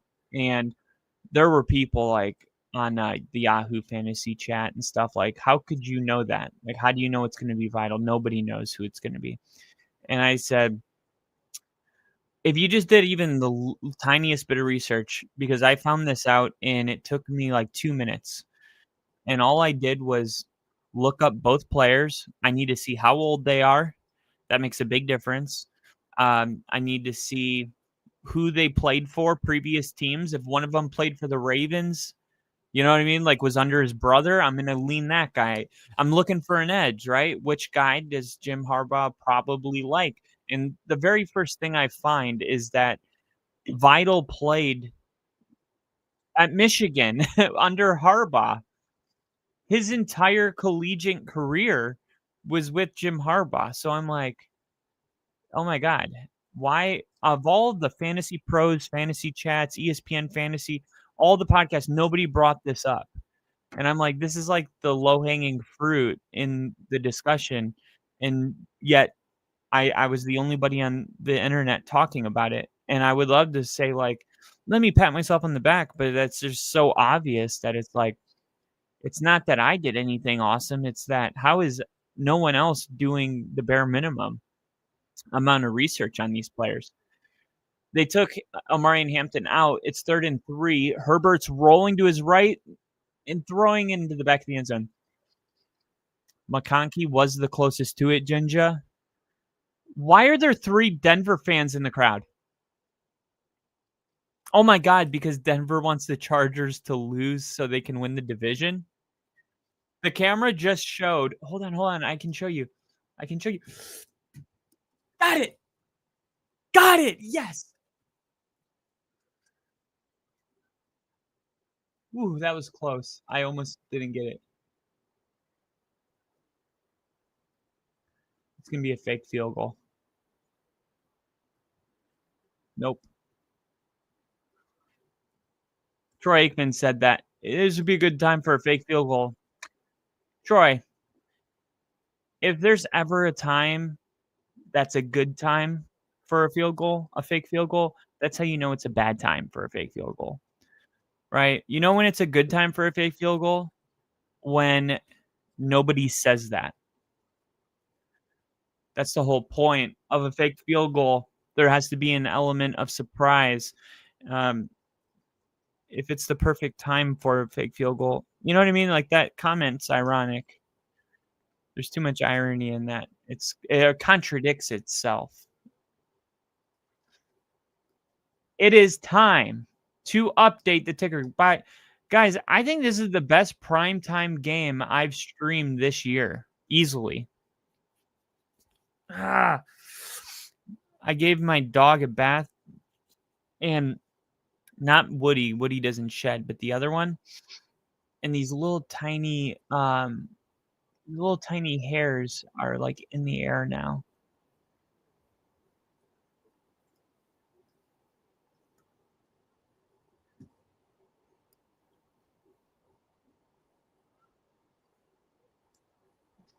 Who's that girl?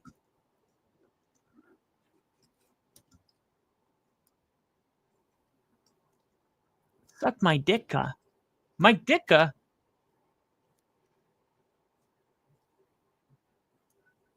$56. There it is. Tie ball game, ladies and gentlemen.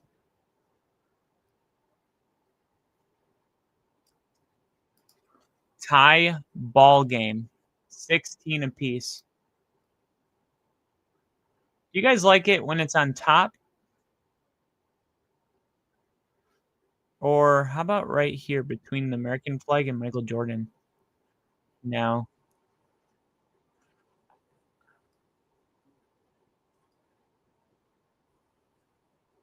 Right in the middle. Right there. I think that's a good spot. He said, what about Mike Ditka? The really, you're not really a gum guy. The really a gum guy? I'm a gum guy. But sometimes if I'm like going in for an interview, I want a mint because it keeps my mouth from getting dry. Because if I get, I don't get nervous, but sometimes if it's like, I don't know, maybe it's when I'm dehydrated, but I've noticed randomly my mouth will like get dry when I'm having a conversation with important people. This would happen once in a while in the Navy if I was like talking to an admiral or something. And so I started carrying these mouth-watering lozenges on me, and I put it in the corner of my mouth. You can't tell it's there, but it like coats your mouth and it keeps it from getting dry. And I have all kinds of these little tiny tips and tricks that I do, and I've learned over the years. And one of them's lozenges and mints are really good. Gum, it's like you put gum in the corner of your mouth, but I will at some point start smacking it. It's like, all right, I'm not going to do that. It's not there, and all of a sudden I'm in the middle of the conversation. I'm listening to them, and I'm into their story, and next thing you know, I'm chewing gum. I'm like, no, you weren't supposed to chew that. You're supposed to sit there. Devontae Smith with the quick catch goes down for a gain of 3. Like Daniel Bryan style, but with rhythm. Dude, I loved every sport equally when I was a kid. I was ate up with all of it all day, every day. For me, it was football and basketball. There was a period where it was baseball because I lived with my uncle, and they're like big Brewers fans. His son was like 8, 9 years old, and I was like 16. And he's in college now playing baseball, and he's a really good baseball player. But I knew he was going to be because that's all we did, and because I was hanging around them, I started watching. That's why the only baseball players like I know is Ryan Braun and Prince Fielders, besides like the Mark McGuire's, Babe Ruth, but like those guys, and I know because that was the time I was living with them. There's always at least one drunk game of the week. Literally football, baseball, basketball. I try to watch every game. That's crazy. Just you're like, no, I'm not. There's the tennis game on. Don't fuck with me. Hurts throwing it. Oh my gosh. Incomplete, and they're gonna have to punt it. Top. Denver fans be like, we need every edge we can get. Oh yeah, that reminds me. Hold on. Or maybe they were like given tickets from their boss and they're like, "Oh, I'll go hate watch the Chargers." Honestly, I live in Tennessee, so if somebody from work was like, "Here, I'm gonna give you free tickets," I'm like, "I'm not going." I might have went to the Browns one because of Shedeur Sanders, but probably not because I don't want to see a boring game. If somebody gave me tickets to Monday Night Football, Chargers Eagles, I would be like, I'm definitely going to that. That is a fun game. And if it's a division rival, then like, yeah, I'm wearing my Broncos jersey to fuck with Chargers fans. And it could have been something as simple as that. I don't think it was like fans in Denver that were like, we need the Chargers to lose, and then we're gonna fly to LA and we're gonna go to the Eagles game because of it. If anything, the team that should be actually cheering for the Eagles, the Broncos don't care what the Chargers are doing. I hate to break it to Charger fans, we're not worried about any team in the AFC West, but the Chiefs are the team that is watching because if the Eagles win tonight, next week the Chiefs play the Chargers, right? So the Chargers would, if the Chiefs won, right, the Chargers would have 2 losses in a row. And it doesn't necessarily get easier because then they go to Houston and play the Texans.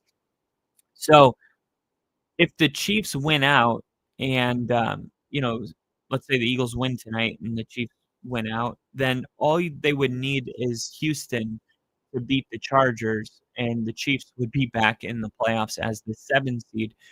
And that would be interesting because then it gets to week 18 and Denver has a decision to make. They could bench all of their starters and let the Chargers win, and guess what?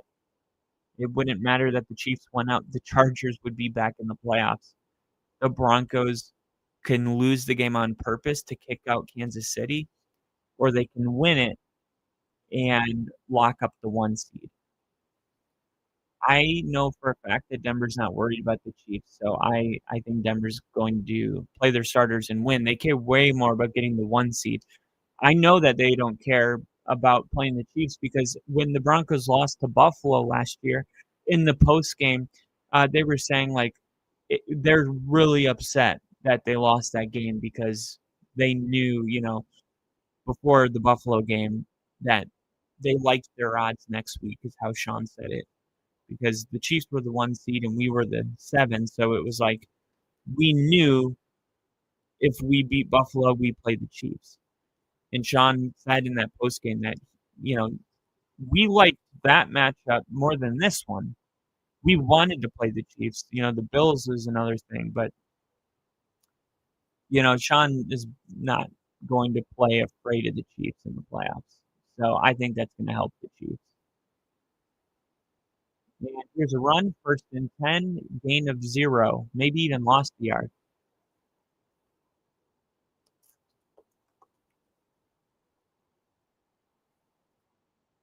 Once again, here is the current AFC playoff picture.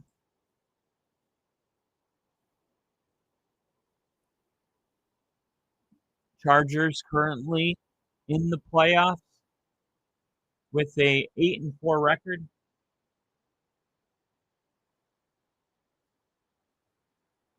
Second and 11. Herbert looking. He's going to run. Oh, that was awkward. Is he okay? He's getting up. He's getting up. Here's the Bronco fans. This just happened. This is hilarious. I got to remove the ticker. This is hilarious. I need to make that the background for this. That's just too good to not be the background.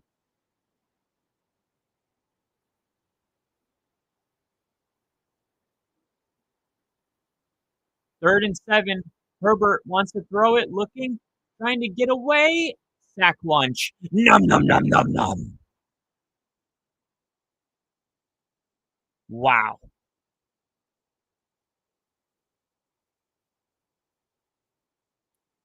Seven sacks for this Eagles team. I'm going to turn the comments on the side.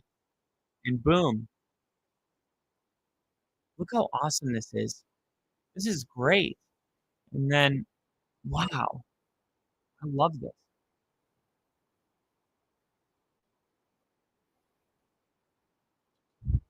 The only thing is I need the ticker. There we go. I wonder if I can do background. Oh, let's see what happens if I do this. I'm experimenting.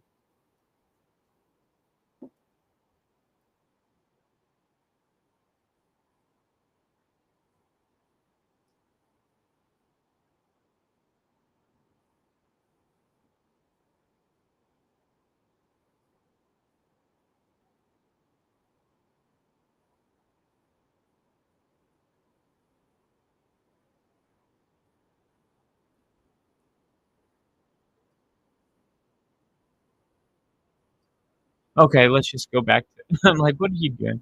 I was trying to see if I could do it in a way where the ticker. They got to feed the ball to Saquon Barkley. That's what they said. 3:33 left to go. Tie ball game. Hurts hands it to Barkley. Nothing. Nothing, nothing, nothing. Tick, tick, tick, tick, tick, tick, tick, tick, tick, tick.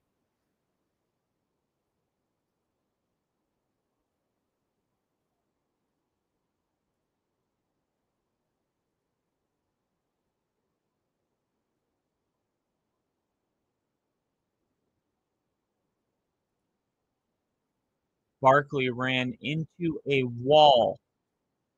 And I don't say that lightly.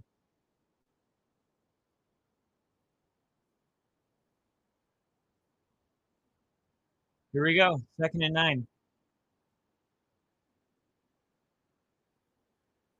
Hurts. Quick throw. A.J. Brown shreds a tackle. Oh, hurdles over a man, but has to go out of bounds. But a gain of what looked like 15, maybe. Yes, 15.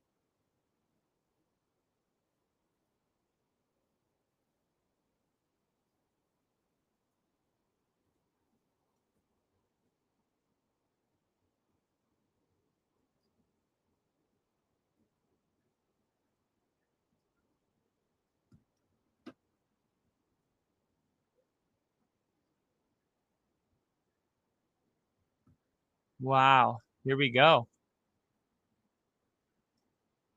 Quick throw. Not there. You guys know who gave me my name NFL with Kyle? It was Bill.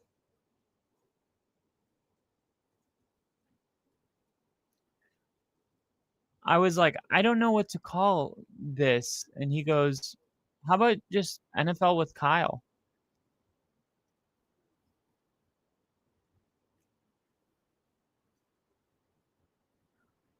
Eagles are pretty much in field goal territory right now.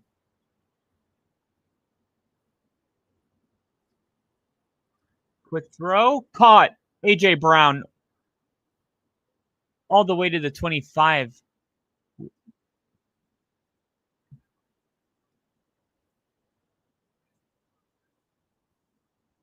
Wow.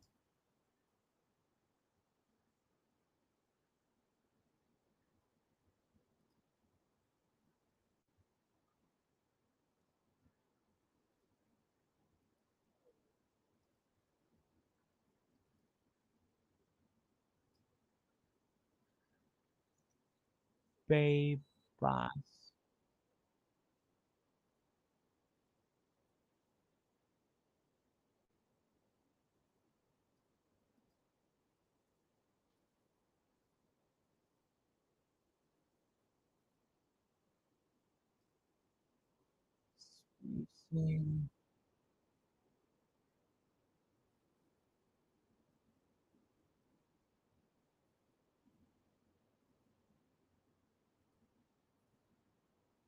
Here's a handoff. Barkley.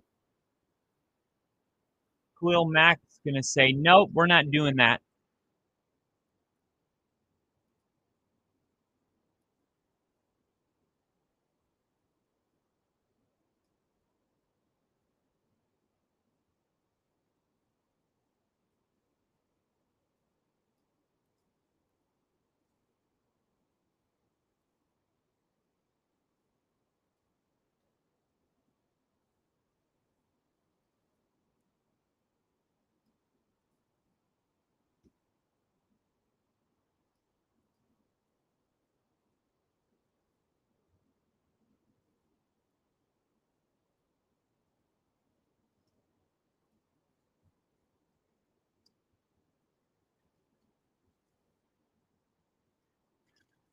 Oh my gosh. This is game, you guys.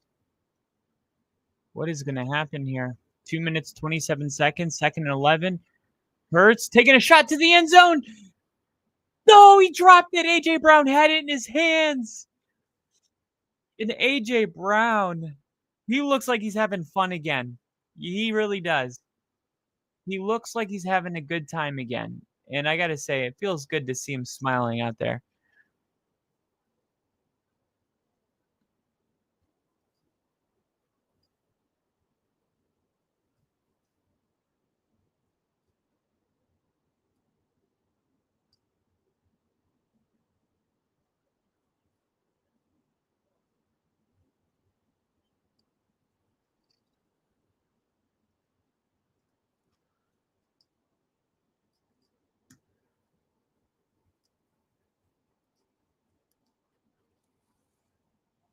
All right.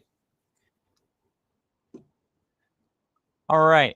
So it was funny because that picture that I took with the Bronco fans in the audience, I couldn't I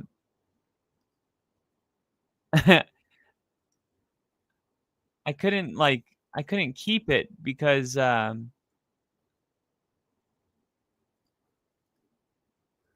couldn't keep it because it had the wrong score. And I'm like, "Oh my god, it's going to be confusing for people." So I did myself a favor. I mean, I did you guys a favor. Ladies and gentlemen, this is a huge 3rd and 11. Quick throw, Devontae Smith. Is that a fumble? They're going to call it incomplete. The new background. Look, it's me and Ginger. We're at the game. What? Me and Ginger are at the game? No way. That doesn't make any sense. How could we be at the game?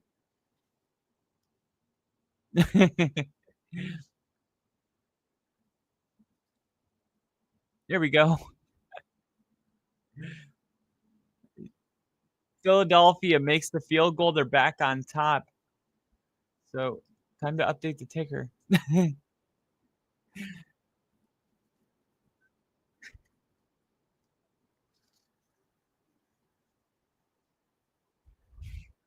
3 yards to win 28 if Brown catches it. $3 to win 28 if Brown catches that. Ginger, brother, I got news for you. This game is obviously going to overtime. So, this is a great game for. Wait, if I place a bet that says that each team will have 10 yards in every quarter, does overtime technically count it as a quarter? Do I need both to do it in the overtime period as well?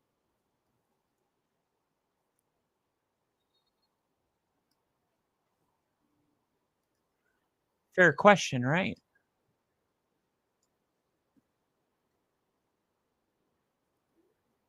All right. Here's the return, the 20 to the 30-yard line. In 11 seconds, we're going to be going to a commercial.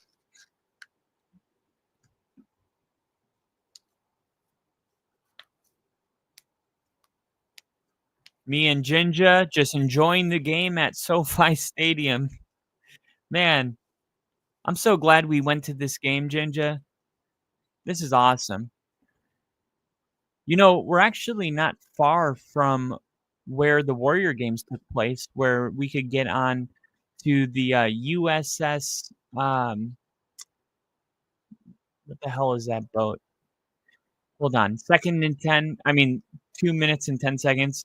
1st and 10. Herbert rolling, throwing. What the hell is that? Seriously, like, what is that throw? Once in a while,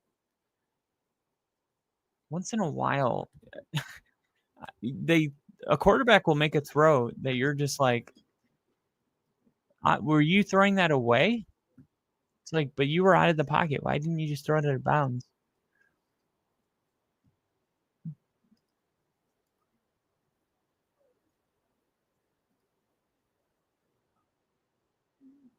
Load. Here we go. 2nd down. Herbert. Oh my gosh. Intended for McConkey. And now it's 3rd and 10. Don't worry, the Chargers are going to convert. It's what they do. Very good in these late game situations.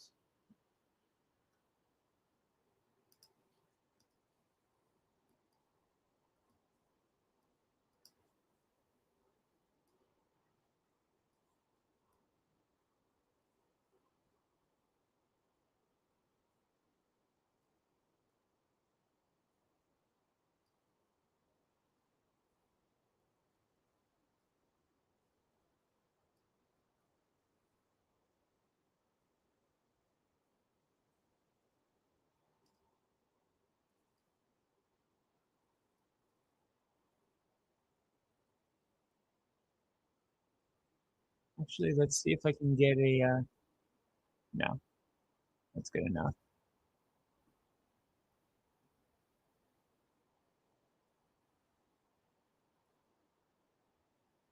The fact that your dad thought it was real, I just realized I am loose as fuck. Look how I have that cup in my right hand. And you know what? Look at this. We can delete this old one because me and Ginger aren't in that. And we go to downloads, 1018.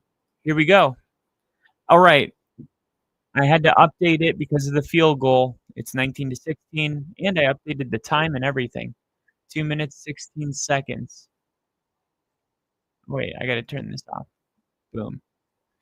And I got to make my box smaller. There we go. Look, even me, I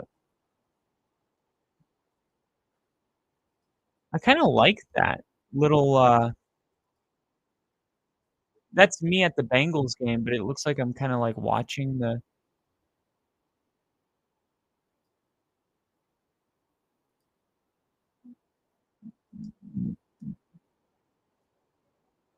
new one. Add item, cancel. This is it. This is the ball game. There's nothing left they can do. If they don't convert on the next 2 plays, the Chargers have only 1 timeout left. How will it end? How will it end?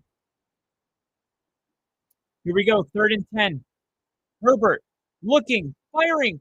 Oh, he had a guy. Flag. There it is. There it is. It was on Johnson. It was obvious when he was coming out of his break. He was held, and he still almost was able to make a play on it. But if Quinyon Mitchell doesn't hold him here, this could have been a major, maybe a touchdown. Look at, if he catches this, if he turns up field, who's catching him? Like, that's a touchdown. Look, nobody has an angle on him. Blankenship and I don't see how the announcers don't say that is crazy. Oh, look at him avoid see, this is what Herbert does. This is why I told you, don't even worry. Honestly, Cooper DeJean just did him a big favor. He was in bounds. That would have been a legal hit, and he just decided not to do it. He could have done it.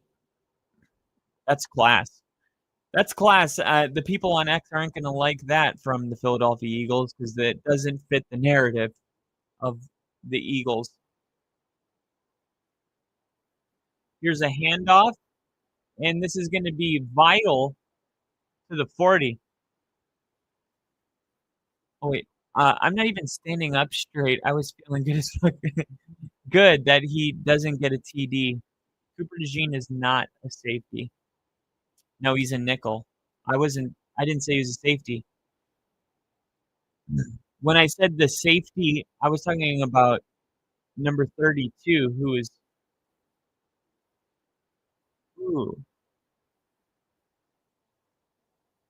DeJean's 33. I believe it's Blankenship who is playing safety are you talking about on the penalty? Reed Blankenship. Yeah, he's a safety. Reed Blankenship. He's just a cornerback who will lock down your number 1. Yeah, he's not the greatest. They don't really ask him to do that. Lock down the number 1. He's more of a nickel position type corner, which is what very involved in the linebackers, the middle of the field, the short intermittent stuff. It's like how we use our draft pick. Hold on. Herbert, first down. 47 seconds. They are in field goal range. Wow. The clock is going to continue to run. 40 seconds and counting. Oh my gosh. That's going to be short. They got to snap it. That was not a first down. They don't snap the ball. They're going to stop. Oh my God. They got so lucky. Herbert's keeping it himself. And he goes all the way to the 20. That was not a first down. Nash, that was not a first down. Did you see it, Nash? Jinja? Tell me someone else saw that.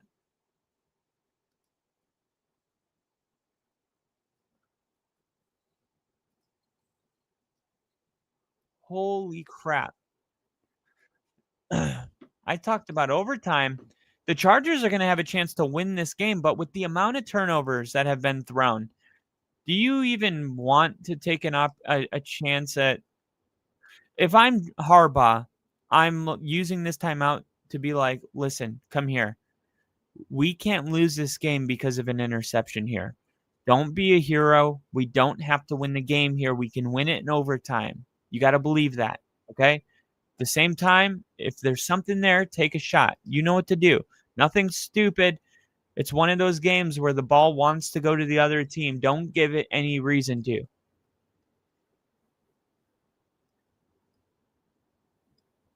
Here we go.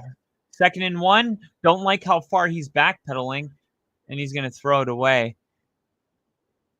It's like, don't take yourself out of field goal range. Jinja, I decided that I needed to lower us down a little bit in order for it to look more realistic. There. Now it actually looks like we're there in person.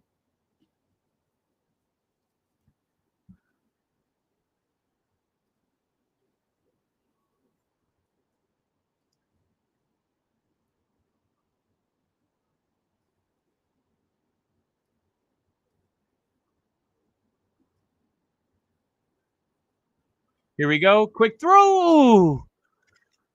Oh, man, he almost broke on it. There it is. I created my own custom layout.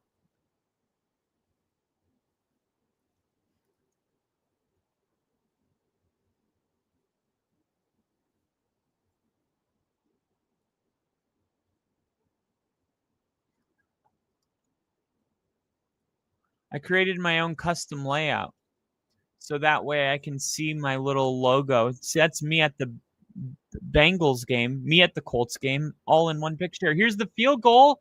Snap, kick is good. Kicker Dicker has done it.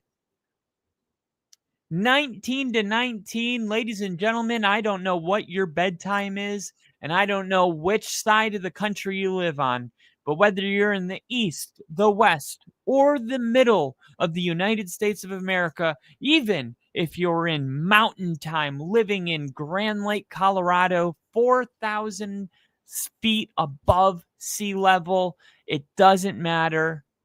The show goes on. They're going to need a wrecking ball to get us out of here because we ain't going nowhere. They're going to need to call in the SWAT team or the National Guard because we ain't leaving. I'm not fucking leaving. Unless this kick, of course, gets taken back to the house. Then the game is over. What's up with the random band on the... Oh, that was pregame.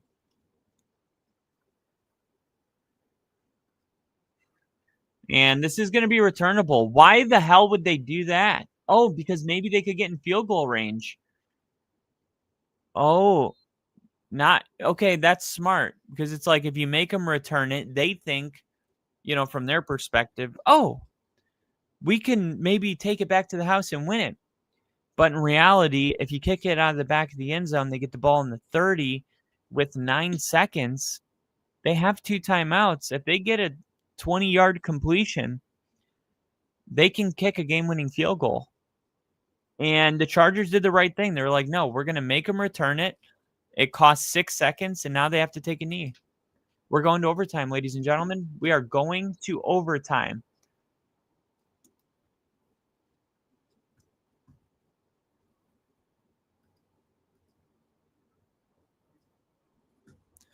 And Jinja, what did I tell you? I told you we were going to overtime. I told you. You believed me. I'm just saying. This game had overtime written all over it from the 7-minute mark, maybe. I mean, honestly, the whole fourth quarter kind of felt like that. I'm going to do this for you guys. I know that you're not dumb, and I'm not trying to insult your intelligence, but I just think it's good production value on my end.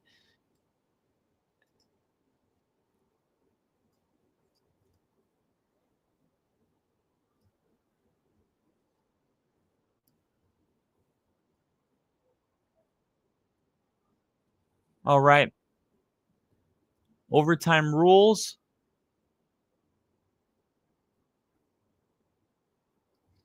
You know what? There's a better place for this.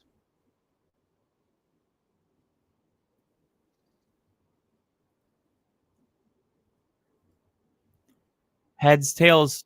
Eagles, you're the visiting team. What's the call? The choice is heads. It's heads. Eagles win the coin toss. Now, typically, and this is kind of interesting. Let me do something really quick. Add item, media slot, and we'll make it like that big.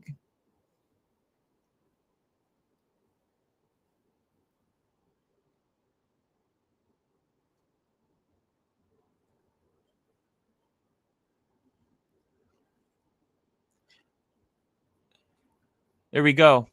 Overtime. Overtime rules. 1 period, 10 minutes. Each team has an opportunity to possess the ball. I don't need this anymore. There we go. And see.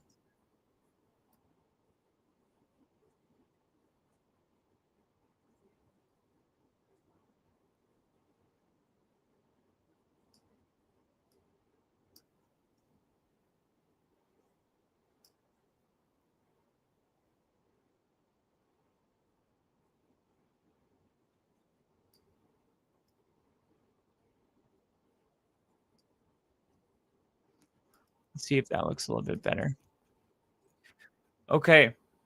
1 period, 10 minutes. What I was going to say was, for all of my life, overtime is all about being the team to receive the ball, because if you scored a touchdown, the game was over. If you kicked a field goal, the game was over. Then the overtime rules changed. If you kicked a field goal, then the other team had a chance to kick a field goal or score a touchdown and win the game. If they kicked a field goal, it goes to sudden death. And then they changed it again. And now, no matter what happens on the first drive, the other team gets a chance with the ball. If both teams score, it goes to sudden death. But if the team that scored first, then the second team scores, that team is likely going to go for 2 because they know it's sudden death.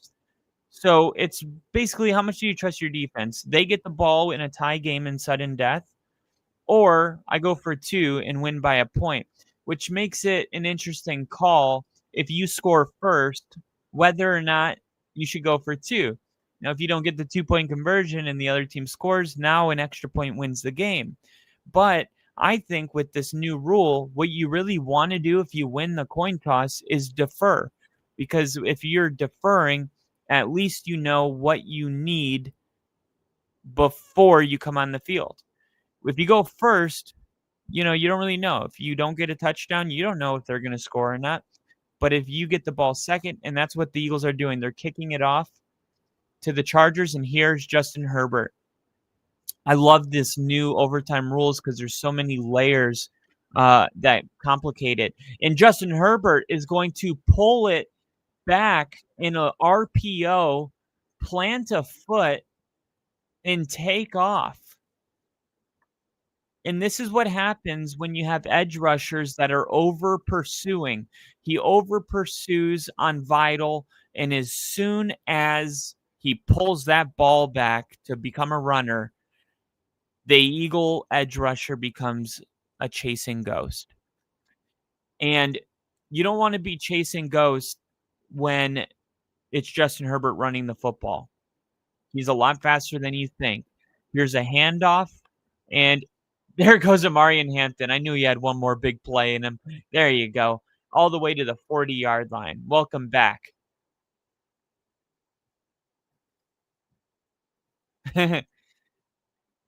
Look at that. And Amarian Hampton, I don't know how much pain he's in, but he looks healthy to me. He does. I think he had a small fracture in his ankle. He was in a boot for over a month. This was a very significant injury. So here we go. 8 minutes, 30 seconds in the overtime period. They're going to give it back to Hampton. He's going to pick up 2.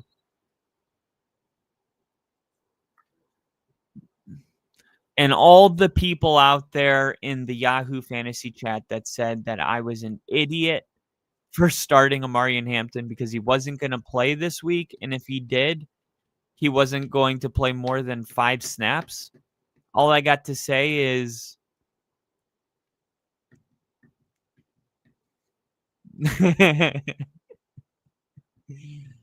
that's all I got.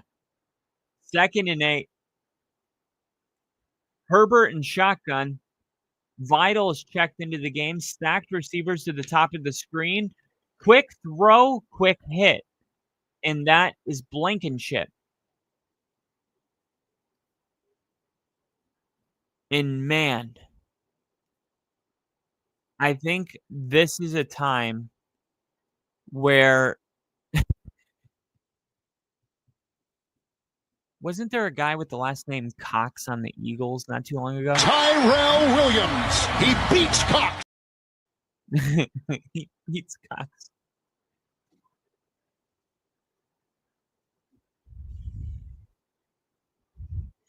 It would be a 55-yard field goal from where they're at. If they take a sack, they're in big trouble. Herbert's staying in the pocket, now stepping up, and he's going to get a yard, but now it's going to be a 54-yard field goal. And what do they do now? Do they kick a 54-yard field goal? Because then if the Eagles score, they win. Or if they kick the field goal and they don't get it, they're giving up field position where the Eagles would only need 15 yards and they could kick a field goal to win the game. Obviously, you want to kick the field goal here because this is the longest attempt of the night, but Dicker, the most accurate kicker, and it is going to be good if it has the leg. It got it. He got it. 22-19. And that was a perfect kick. It was a perfect kick, no doubt about it. Somebody check that man's pulse. That guy is so level-headed.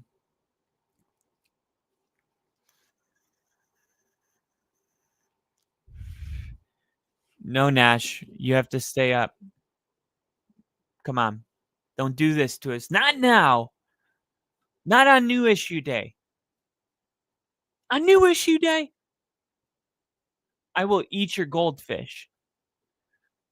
I should have put 3 on it. I'm dumb. I don't think it's over. Remember, if the Eagles kick a field goal, it goes into sudden death. The Chargers get the ball again. And for those saying the Eagles wouldn't do that because then, they were playing for a tie. They wouldn't play for a tie. They would if the team that is right behind them has a tie. Yeah, you got to think about that. The Packers chasing the Eagles, the 1 seed, the 2 seed. Here's the deal. The Packers have a tie. That tie, all right, that tie makes a big difference. Because if the Eagles get that tie with the Packers, then the Packers tie can't come back to bite them. But if the Eagles lose this game because they're trying to get a win, I don't know if a win is more valuable. You know what I mean? The risk reward for a win versus losing, the risk reward may not be enough for the fact of how much a tie would help the Eagles in a unique situation, right? Oh, come on, Nash. Can you remember that playoff game when Hasselbeck said, "Oh yeah." He said, "We're gonna get the ball and we're gonna score," and he threw a pick six to the Packers. It wasn't that McKenzie. He was one of my favorite players as a kid. What is it? Isaiah McKenzie, I think it was.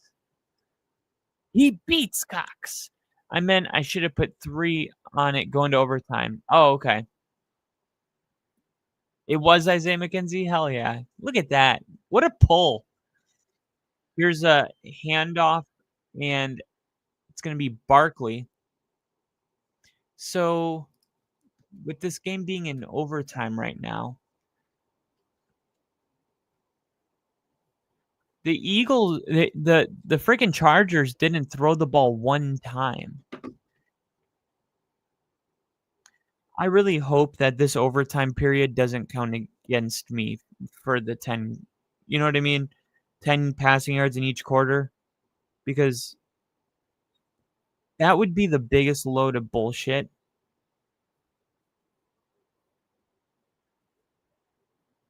I think it might. Hurts throwing it incomplete.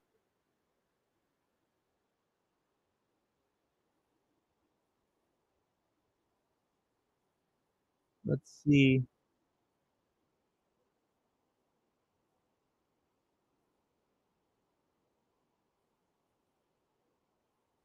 How do I look up like a question I have?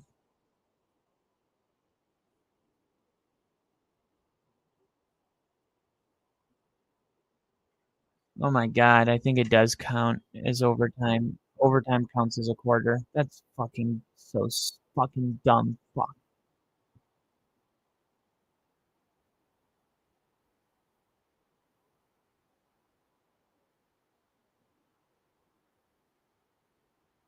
Fuck.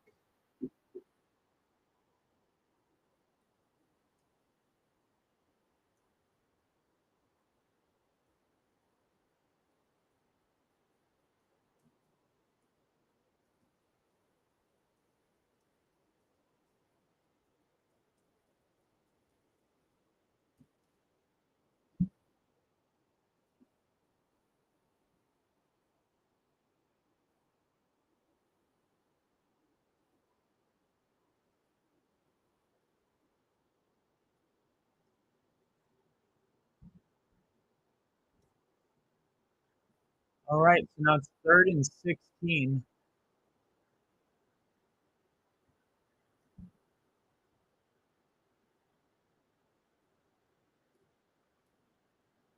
Hurts. Yes, Devontae Smith caught it. Awesome. They're going to get a field goal, I think. That was a huge play.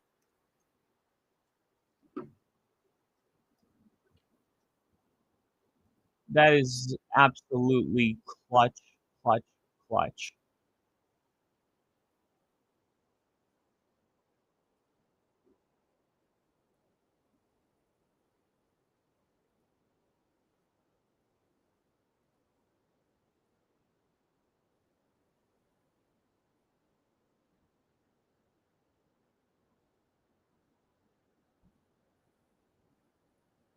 Here we go. Barkley.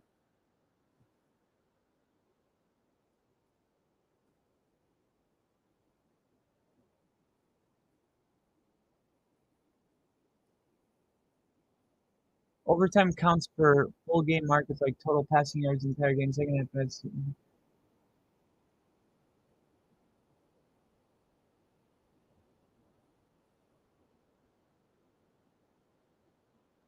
okay. It says no for quarter specific bets. FanDuel overtime does not count.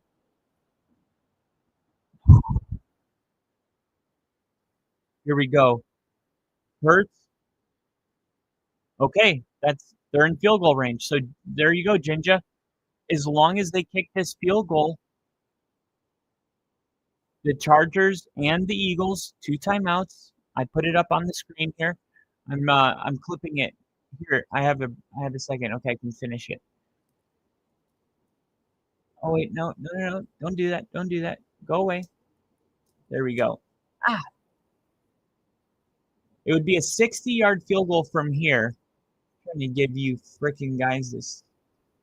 Here we go.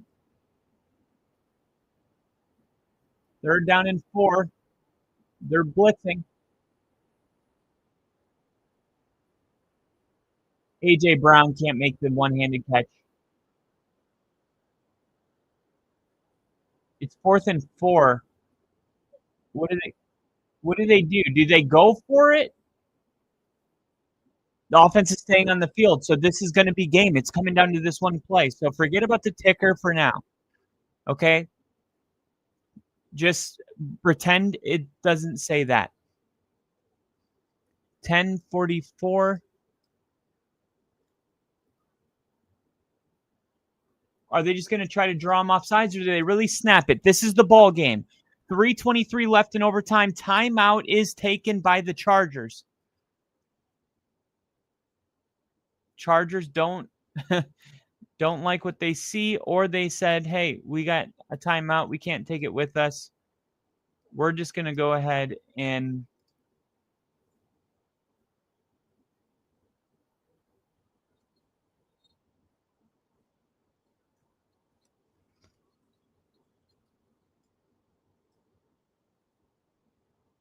they're right on the brink.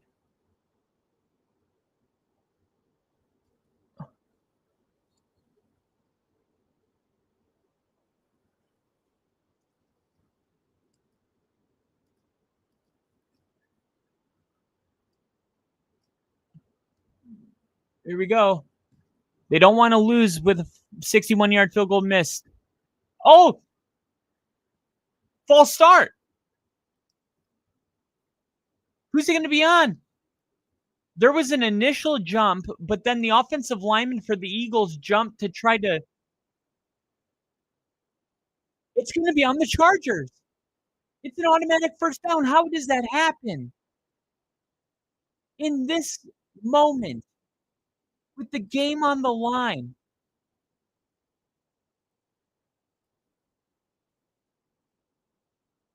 Oh my gosh, how do you do that?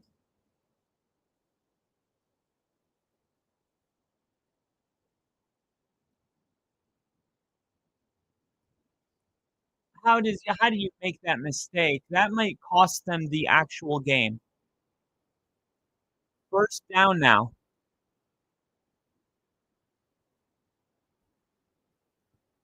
Here we go. Quick throw, and it's caught. And just like that, this is now, instead of a 61-yard field goal, a 51-yard field goal. Wow.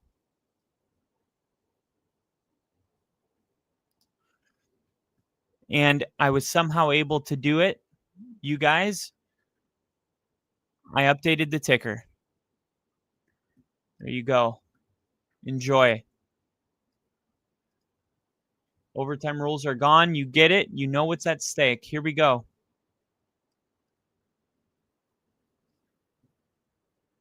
Hurts, 2nd and 7. Looking. Rolling. Top of the screen. Throwing. Caught. Dallas Goedert. He's got the first down and 4 extra yards. A gain of what looked like 14. 16. And just like that, the Eagles now are in the red zone. Look at this. 18-yard line, 17-yard line, shotgun. This is going to be a handoff to Barkley, I bet. Here we go. Handoff. No, he pulls it wide open. It's intercepted. The Chargers win. The Chargers win on an interception off of a tip in overtime. That's the game. They still have to confirm the interception. He may have had a foot out of bounds before he caught the ball. If he did, he is not allowed to touch the football. Think about this. It looked like his foot may have went out of bounds briefly, and then he caught the ball, which would have been illegal touching. We need to look at this. Why is everyone shaking hands? Is this not a turnover? Will we review every turnover unless it's the end of the game when it's the most important? What is going on? Is this not even worth a look? Look, we review every turnover. Why would a game-winning turnover be any different? His foot, it was sliding. It's close enough to look. That's all I'm saying. Let's see that foot. It stayed in. It stayed in. And the ball never moved. And the Chargers have done it. And this is going to make things really interesting in the NFL now. This is going to be a very interesting move. Now, just from this game right here, you're going to have the Eagles drop to 8-5. 8-5.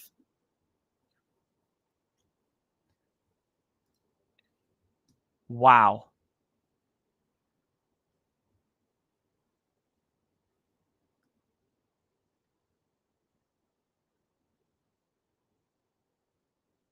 In the hunt. Wow.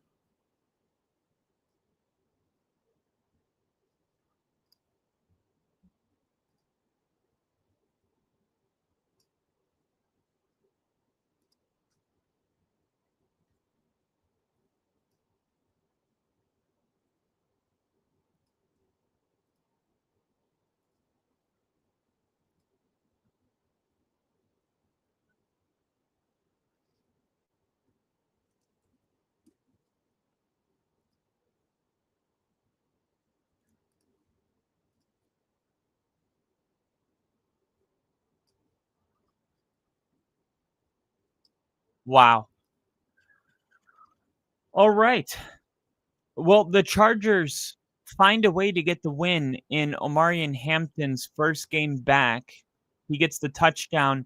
This is, I think this was one of the best games I've seen this year. Neither bet's hit for me, dude. I've been so cold this year. This game was incredible, and it was only fitting that it ended with another turnover. What a heads-up play there at the end. The ball gets tipped, and Jalen Hurts, for some of the throws he made today, like that 3rd and long when the Eagles when they got the ball in overtime after the Chargers kicked the field goal, their first couple plays were like, wait, was it that? I can't remember when it was. I think it was in the 4th quarter, but I think it was 3rd and long because there was a penalty. There was a penalty, and it looked like the Eagles weren't going to be able to convert. And Jalen Hurts just made an incredible throw, like extremely clutch over the middle of the field.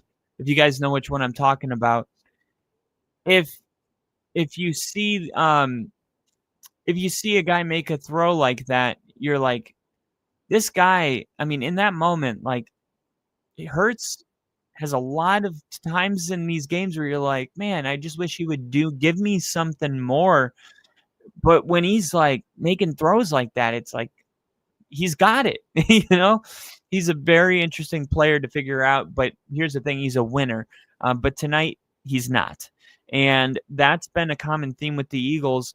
And I mentioned this when you looked at the Eagles last year. It was like, was Jalen Hurts lighting it up last year?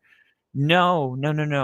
They were 31st in passing yards per game, and they were the 2nd best rushing team in the league.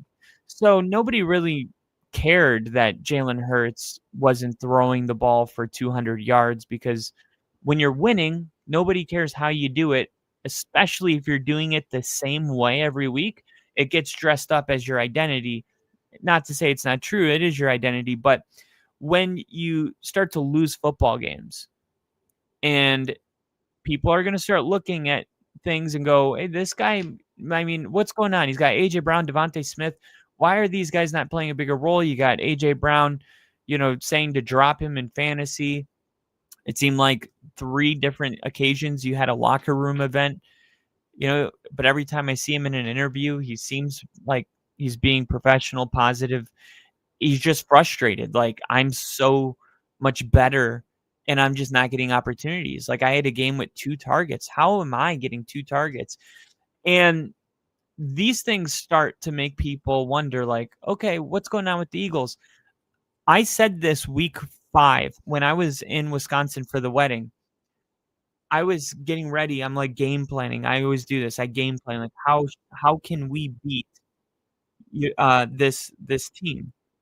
And I discovered something. The Eagles, you want to talk about fraudulent. The Eagles are the most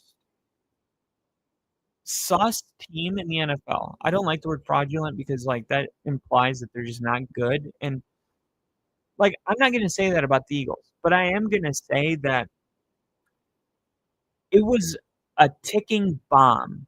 And it's the same thing with the Chiefs last year. Winning close games is fine. It's the way the Chiefs did it last year. They needed a blocked field goal. It seemed like it was voodoo-ish. Same thing with the Eagles this year. You're looking at the Eagles and you're like, this is interesting. These were my notes from the Eagles game, and this is relevant, and this is turned into the post-game breakdown. But Saquon Barkley averaging 62.2 rushing yards per game and only 3.8 yards per carry. Okay? The Eagles are the only team that, all right, let me get to that. Every team that's top 10 in rushing attempts is top 10 in rushing yards, except the Eagles, right? So this is very, like, per standard, okay? It's the same thing with, like, if you look at the teams that have the most pass attempts on them, right? The 7 teams, it's like, who are the 7 teams? If you look at who gets the most pass attempts on them, 5 of those 7 teams also give up the most passing yards per game, right? So it would make sense that the 10 teams that rush the ball more than any other team are the 10 teams that have the most rushing yards of any other team. More opportunity equals more volume equals more yards, besides the Eagles. So when people are looking at Saquon and saying, why isn't he good? The first thing we can rule out is that they're not feeding him, because the Eagles are feeding Saquon Barkley. It just hasn't been resulting in yards. Like I said, 3.8 yards per carry, 62.2 rushing yards. And this was at November 23rd. Okay. The Eagles are continuing to run the football, but they're not efficient at doing it. The Eagles are 27th in passing first downs per game with 9.2. So think about this. Why are they 27th in passing first downs? Well, if you're not efficient at running the ball, that means you're running the ball on first down, second down. Typically, those are running downs. But if you're not picking up yards, that equals third and long, doesn't it? If you're not picking up the easy yards on first and second down, you're putting your team in a position where it's 3rd and 7 or more. And that's why the Eagles are almost the worst team in the category of passing first downs, because if it's 3rd and 7, 3rd and 8, that isn't a down that you would run the football. If it's 3rd and 2, it's like maybe they'll run it, maybe they won't. We don't know. But if they do pass it, these are very high probability first downs. The Eagles aren't in 3rd and 2, in 3rd and 3, so they're passing it, but it's obvious passing downs. And there's no like, oh, this is the pass play, but it's an extension of the run to pick up 2-3 yards. You can't run a play like that to pick up 7 or 8 yards. And that is why the Eagles are 27th in passing first downs per game. The Eagles are the 3rd worst team in the NFL when it comes to third downs being converted per game. There's only 2 teams worse than the Eagles when it comes to just overall third down conversion percentage. That's not good. That means that they're not extending drives. That means they're getting a ton of 3 and outs. Their defense is staying on the field too long. The only team worse is Minnesota, Atlanta, and Tennessee, and then Philadelphia. Okay. Philadelphia has 4.3 averages, 4.3 first downs being converted per game. That's insane. So the Rams are right behind the Eagles, 4.3, but that's due to their offense being so good. And like I said, with all stats, context is important. It's like, okay, the Eagles and the Rams are next to each other, but they're entirely different. Why are the Rams next to the Eagles as far as the fewest amount of third downs being converted per game? Because the Rams don't get to third down. That's how good their offense is. The Rams don't even get to third down. They convert second down to first down to first down, second down to first down to first down. And then in once in a while they get to a third down. You know what I mean? So you can't just look at the amount of third downs converted per game without that context. And that's why the Rams and Eagles are neck and neck. But we know with the Eagles that that's not their problem. That's the Rams' reason for being there. The Eagles' reason for being there is because their offense stinks. It stinks. And we know that's not the case with the Eagles. We can check this too by seeing how the Rams rank or where the Rams rank in first downs per play. And the Rams are second in the NFL, 0.364 first downs per play. Okay. So there's only one team that's converting, that I guess when you average it out, like first downs per play just averages the amount of first downs they get in a given game and divided by how many plays they ran offensively. And that's the number. I think the Colts were first, if I'm not mistaken, when I wrote this, and the Rams were second. But that's how you can easily check it, because it's like the Rams are one of the worst at the amount of third downs they're converting per game, but they get the second most first downs per game. So boom, you know what I mean? That's just the quick and easy way to say, okay, the Rams not converting a bunch of third downs per game has nothing to do with them being a bad offense. It's quite the opposite. But we can't say this about the Eagles. The Eagles really just stink. The team's ranked in the bottom 7 for first downs per play. All right. That same metric that we use to check the Rams. If we look at the bottom 7 in the NFL, the worst is Cleveland. The second worst is Tennessee. The third worst is the Raiders. The fourth worst is the Saints. The fifth worst is the Jets. And the sixth worst, the Eagles. You guys, I've looked at these stats from every angle, and the only conclusion is that this is a very bad offense. Very bad. And interestingly enough, the team that's sixth worst is the Texans. The Texans are the best defense in the NFL. I think so. And I'm biased to Denver, but they just are. I think Denver, you can make a case for both, but it's like 1A and 1B. In the Texans, they find themselves with the type of record they have, instead of like being a 13-1 team or whatever, they're a struggling team that wins and loses, and they're not winning their division. They're the 7th seed currently. They're 8-5, and it's because of how bad their offense has been. With the Eagles, they are one of the worst passing offenses in the game, and they're one of the worst passing or rushing offenses and passing offenses.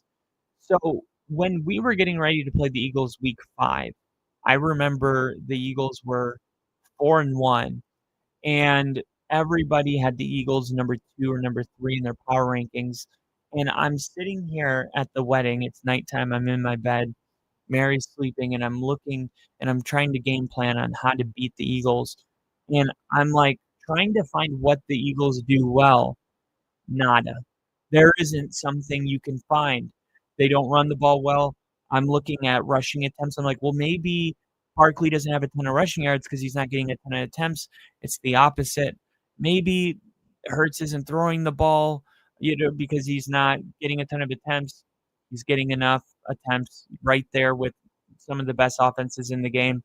Well, maybe they're just converting on first and second down. That's why they don't convert on third down. No, they're with the worst in the league as far as converting. How about total yards? They're 30th.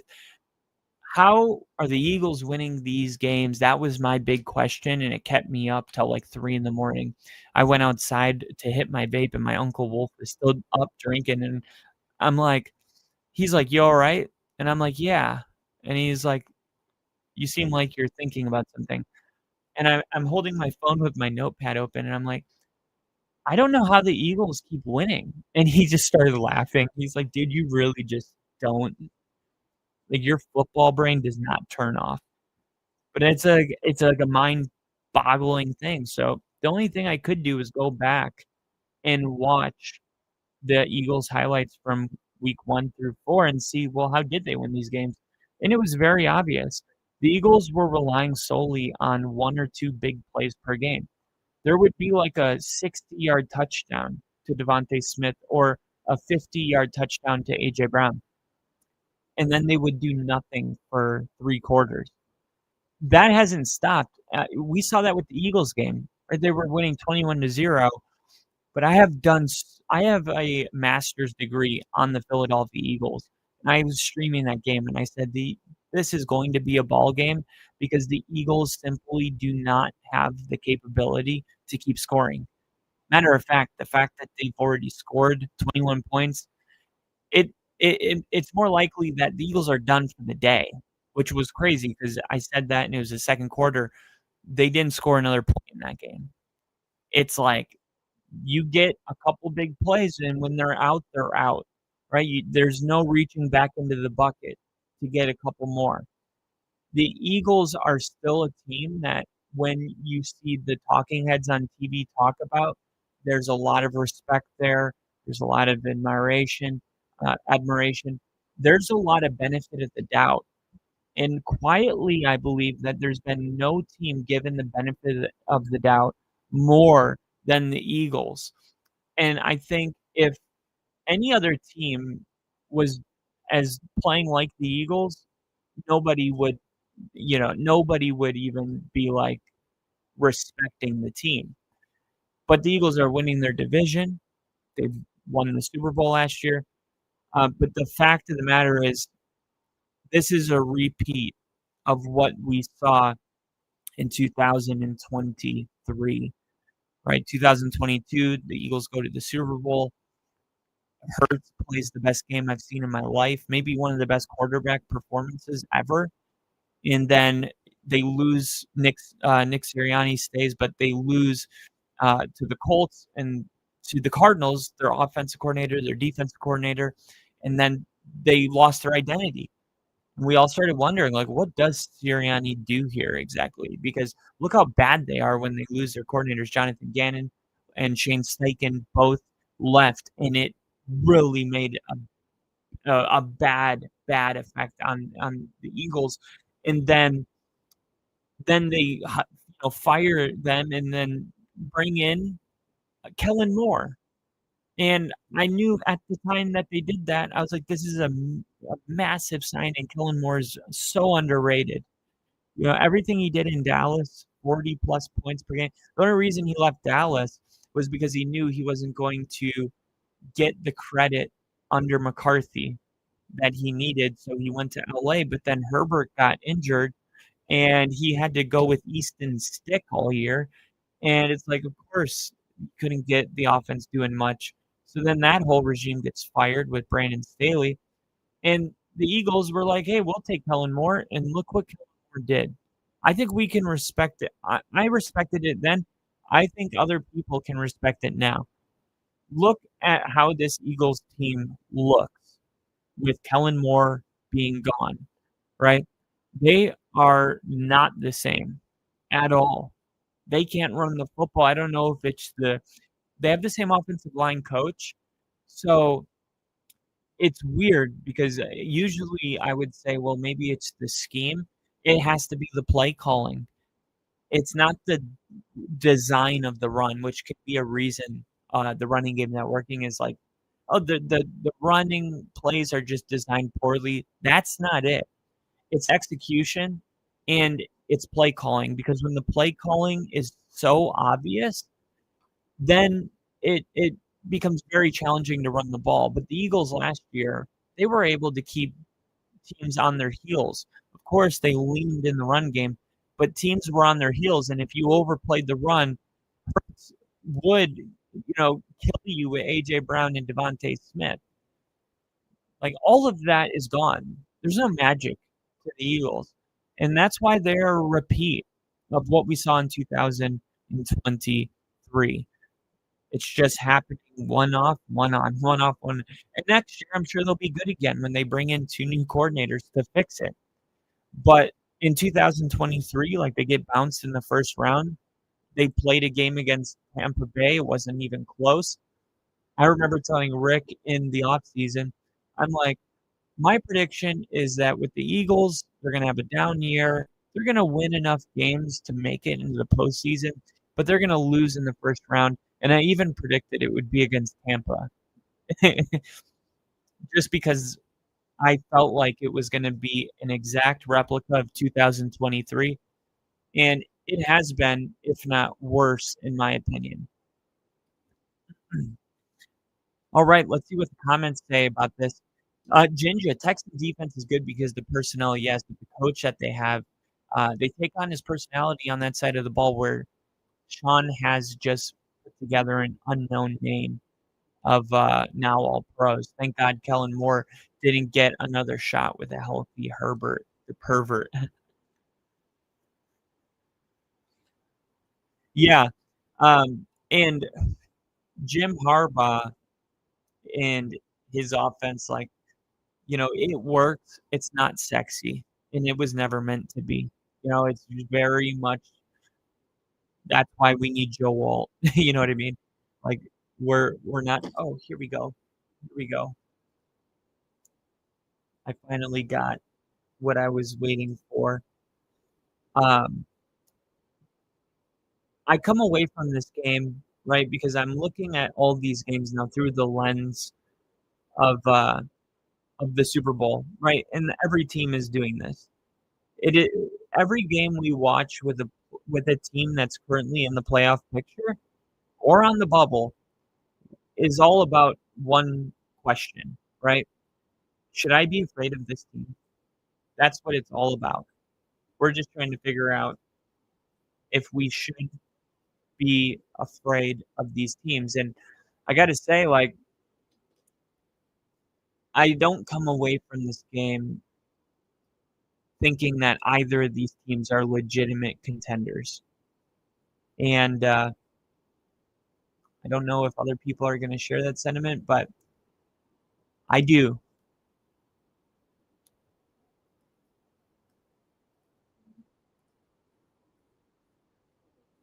Since this is going to be here it is. I believe it's this one.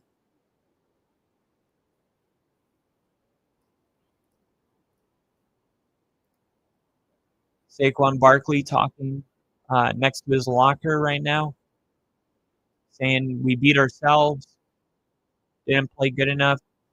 That's the thing too. It's like they're trying so hard to get these guys going, and then when Barkley does have a game with 20 rushes, 122 yards, and a touchdown, it's like they lose, and you're like, what? Same thing with A.J. Brown. A.J. Brown's like, they're winning all these games. Then A.J. Brown's like, I need the ball more. A.J. Brown wasn't getting the ball in these wins, and then they start targeting him, and then he has like 7 catches on 11 targets for 100 yards and a touchdown, and the Eagles lose. And it's like, it just feels like there's not a right answer to fixing the Eagles right now. It's just like it's not one guy that it's like, hey, if we just get this guy going, if it was, it would have been a win tonight, right? Because Barkley had 120 freaking yards, on 20 carries.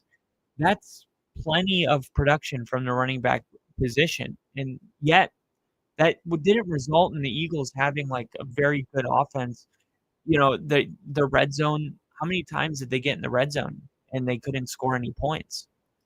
How often did that happen? It felt like a lot. Here's the updated playoff picture right now. Bears went from 1st to 9th in 1 week. They went from 1st to 7th, but still, that's quite the fall. Or I'm sorry, was it 7th? I think it was 5th. No, 7th. Yeah, they went to the 7th. And then Hardee's has legitimate tenders. That's hilarious. Is that what you just heard?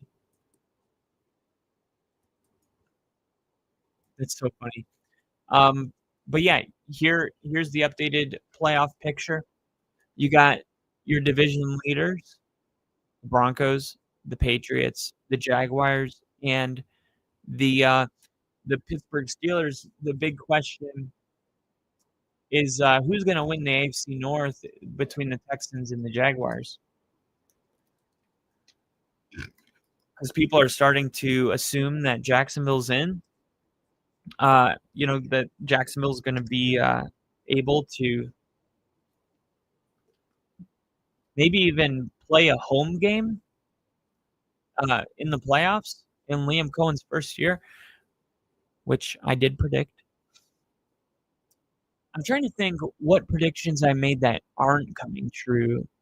I guess I had the Steelers winning their division, which, well, they're winning it right now, but I don't know if they're going to. It's crazy to think Cincinnati is only 3 games back, with mostly divisional games coming up. But then they're 1 game behind Pittsburgh. So I think it's obvious that there's one team coming out of the North, and that's who wins the division. But with only 4 games left, if Pittsburgh wins 1 more game, Cincinnati's eliminated, okay? And then it becomes, okay, Pittsburgh, Baltimore, which we already think it's Pittsburgh or Baltimore, but then it becomes a matter of fact. If Pittsburgh wins 1 more game, it's like, all right, who's going to win the division? And that's it. So Pittsburgh or Baltimore will not be in the playoffs this year. And I got to say, the way that the Ravens are, and yeah, Isaiah Likely caught that ball, right? But the way that the Ravens are trending, I'm feeling the Steelers, and both of these teams I feel exactly the same about right now. Like they're the same, in my opinion. Defense, like the Steelers' defense is horrid, but both offenses can't get going. I will say this: Aaron Rodgers looked better than I've seen him in 2 years, maybe on Sunday. I don't know what happened, but whatever it was, if it's something that Aaron Rodgers can, like, I don't know if it's like, yo, it's December, like, this is my last year, like, I'm not going out like this, and this is just him flipping a switch. It'll be very interesting to see, like, what happens next, because we're going to see Aaron Rodgers on primetime Monday Night Football against the Dolphins. And then the Ravens are going to go against the Bengals. And if the Bengals lose that game, they're eliminated and it becomes, a two-team race. But if the Bengals win that game and the Dolphins win that game, say the Dolphins, let's just say the Bengals get a win next week and the Dolphins beat the Steelers on Monday night, which the Dolphins are playing actually pretty good football right now. I think they should be maybe the favorite with Achane at home, primetime television, Waddle. I like what the Dolphins are doing right now. And if they win out, they have an opportunity to go to the playoffs. If they lose, they're out.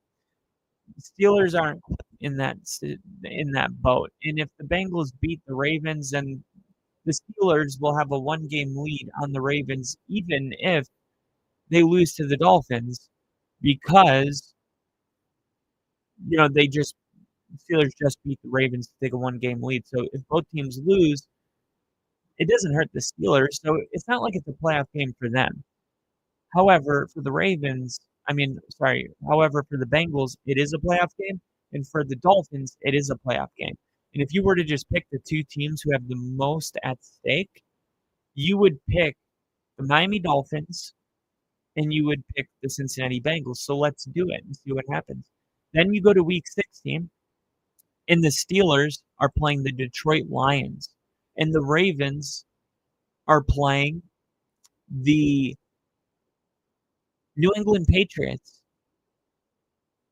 And the Bengals are playing the Dolphins. And that's your moment of truth. Like, one of those teams gets eliminated, and they're going to do it to each other. Who's going to break whose heart? I think the Bengals win that game. And I'm going to take the Patriots at Ravens. I don't know. Let's say the Ravens win that one, okay? And let's say the Steelers, they end up losing. All right, so this is week 16. Bengals beat the Dolphins. Then the Steelers are going to lose to the Lions. And the Ravens are going to beat the Patriots. Then we go to week 17. And I'm only doing the AFC North.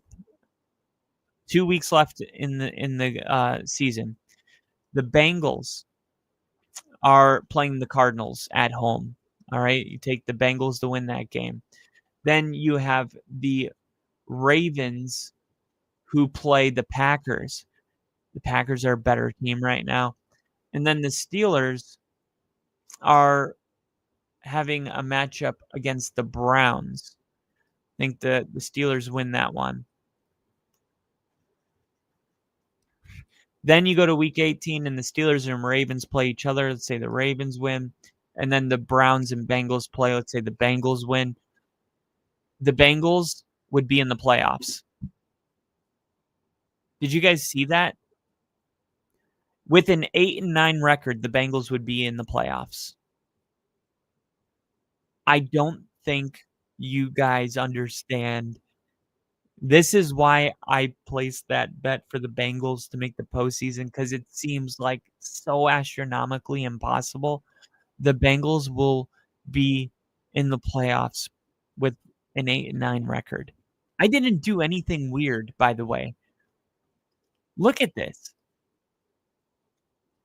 I didn't do anything weird, okay? This is week 14 right now. It just ended. We go to week 15. All I did was have the Bengals going against the Ravens. Bengals win. And then the Dolphins beating the Steelers on Monday Night Football. Like I said, I like the way the Dolphins are playing right now, and they're trying to keep their playoff hopes alive. The Steelers aren't in that situation. Week 16, I got the Bengals over the Dolphins. They're going to break their heart, but that's how it ends. And then the Patriots over the Ravens and the Lions over the Steelers. That's not crazy at all, right? And I put the Ravens over the Patriots. I could take the Patriots over the Ravens. It doesn't matter. This game's irrelevant. What does matter is that the Pittsburgh Steelers are going to lose to the Lions, which takes us to week 17. And I took the Bengals over the Cardinals. I took the Packers over the Ravens. And then I even took the Steelers to beat the Browns. I'm like, yeah, the Steelers are going to win that one. And then I went to week 18. And I was like, all right, the Bengals are going to beat the Browns. And then I'm like, the Steelers aren't sweeping the Ravens. All right, I'll take the Ravens in that one. And that's what happens. That's the conclusion of it. You end up having 1, 2, 3 teams that are 8-9, with Cincinnati owning all of the tiebreakers and not only being in the playoffs, but being a 4 seed playing a home game In the divisional round, it'll be the wild card round, but they will be at home with Joe Burrow in the playoffs, and they will immediately become the most dangerous team in the AFC, and maybe even a Bengals-Rams Super Bowl rematch will be predicted. I don't think America realizes there's not that much weird stuff that needs to happen for this to take place. Nothing I did was weird. I gave the Steelers their wins against teams like the Cleveland Browns. I gave the Ravens a win against the New England Patriots, and I gave them a loss against the New England Patriots. It changed nothing. I gave the Bengals a win over the Dolphins. I mean, is that crazy? I gave the Lions a win over the Steelers. Why wouldn't I? Okay. Then I gave the Packers a win over the Ravens. All right. That's happening. The Bengals over Cardinals. And then I'm like, yeah, give the Steelers the win over the Browns. I'm just saying, like, and then Bengals over Browns. These are easy games. And then this one right here, if the Steelers beat the Ravens, which would be a sweep of the season, then the Steelers are in the playoffs. But if week 18, the Ravens want to play spoiler and they say, we're not getting swept by you, and they win that game, that would mean the Bengals would make it. I mean, the Bengals are going to be cheering for the freaking Ravens week 18, just like the Chiefs are going to be cheering for the Broncos week 18. It's going to be a weird week 18, man. Bungles are destined to fall short by one game once again. Yeah, but in order for that to happen, either because, like I said, that Ravens Patriots game does not shake anything up. The only thing that does, and I pointed to it right here, if the Steelers are able to beat the Ravens in week 18, that would be the one game shy of playoff contention. But I don't see a Steelers sweep on the Ravens. That's just a rivalry that doesn't sweep ever. It just doesn't happen. If it has happened, I don't remember it happening. It seems like every time this game happens, the spread is -3 for whoever's at home, and it'll always be that way, I guess. And then with the Bengals, like I just kept giving them wins against the Browns. I gave them wins against the Cardinals. I gave them wins against the Dolphins. I gave them okay. This is it, right? They're playing the Ravens next week. That's it. If the Bengals win that game, it's all downhill from here as far as opponent strength. It literally goes downhill like that. It went Buffalo, then it's going to go Ravens, then it's going to go Cardinals, then it's going to go Browns. It is going to be a nice decline. And then by the Bengals beating the Ravens, they do 2-1 because they make sure they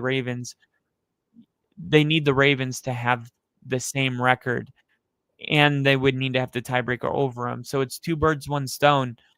But if the Bengals lose this game, this is all mute. I just don't think they do. I think the Bengals do win this game.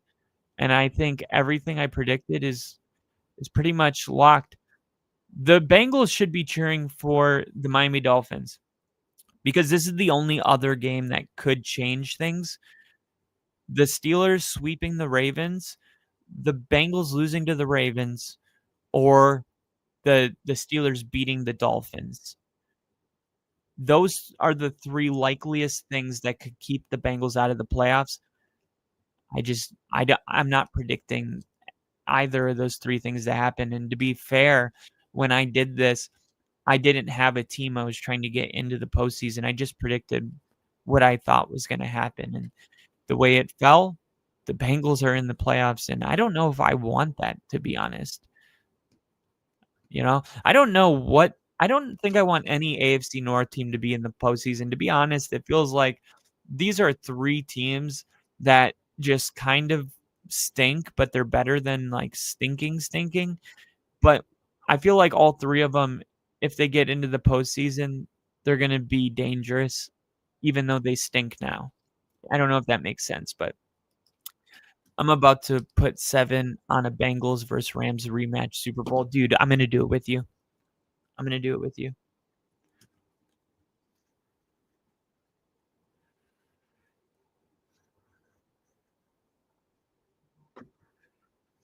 It happened, you guys. I won. $93.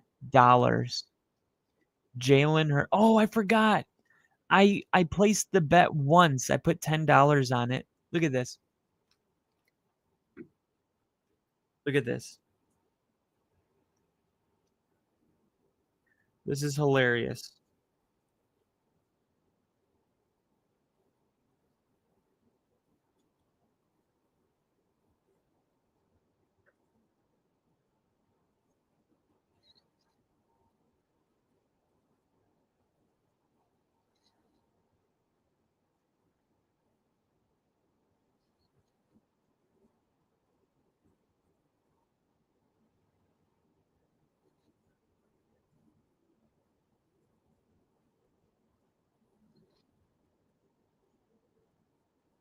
Hold on, where's it?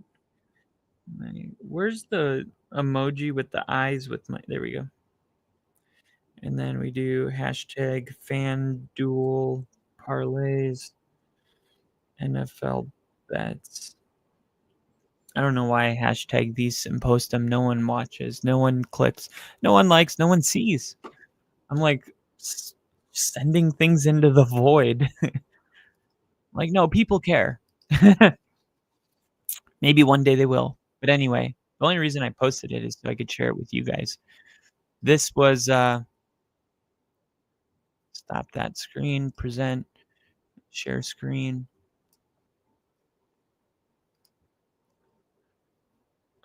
Here it is. So I placed this Jalen Hurts, Justin Herbert to each record 10 passing yards in each quarter. I put $10 on it to win $18 at 7:15 p.m. And then I literally at 7:15 p.m. went, what am I doing? Like, I always say, if I was a millionaire, I would just take a bet I knew was going to happen, and I would put $1 million on it. And then when I win a big amount of money, I'm scared to do it. And I lose, the money by making astronomical odds and putting $2 on it. And that's by a million cuts instead of just doing this, which is what I came back to do. No. This is going to happen for sure. And there it is. $115. That's my third day in a row making at least $115 on FanDuel. My account, I did it with a $5 bonus bet. I've turned it into $425 with a $5 bonus bet. All of this, and it wasn't even my money. This is awesome. Let's keep it riding. Ladies and gentlemen, though, I just want to say thank you guys. I feel like we had a really good night. We had some serious conversations. We had some fun ones. We talked about the playoffs. We talked about the Eagles.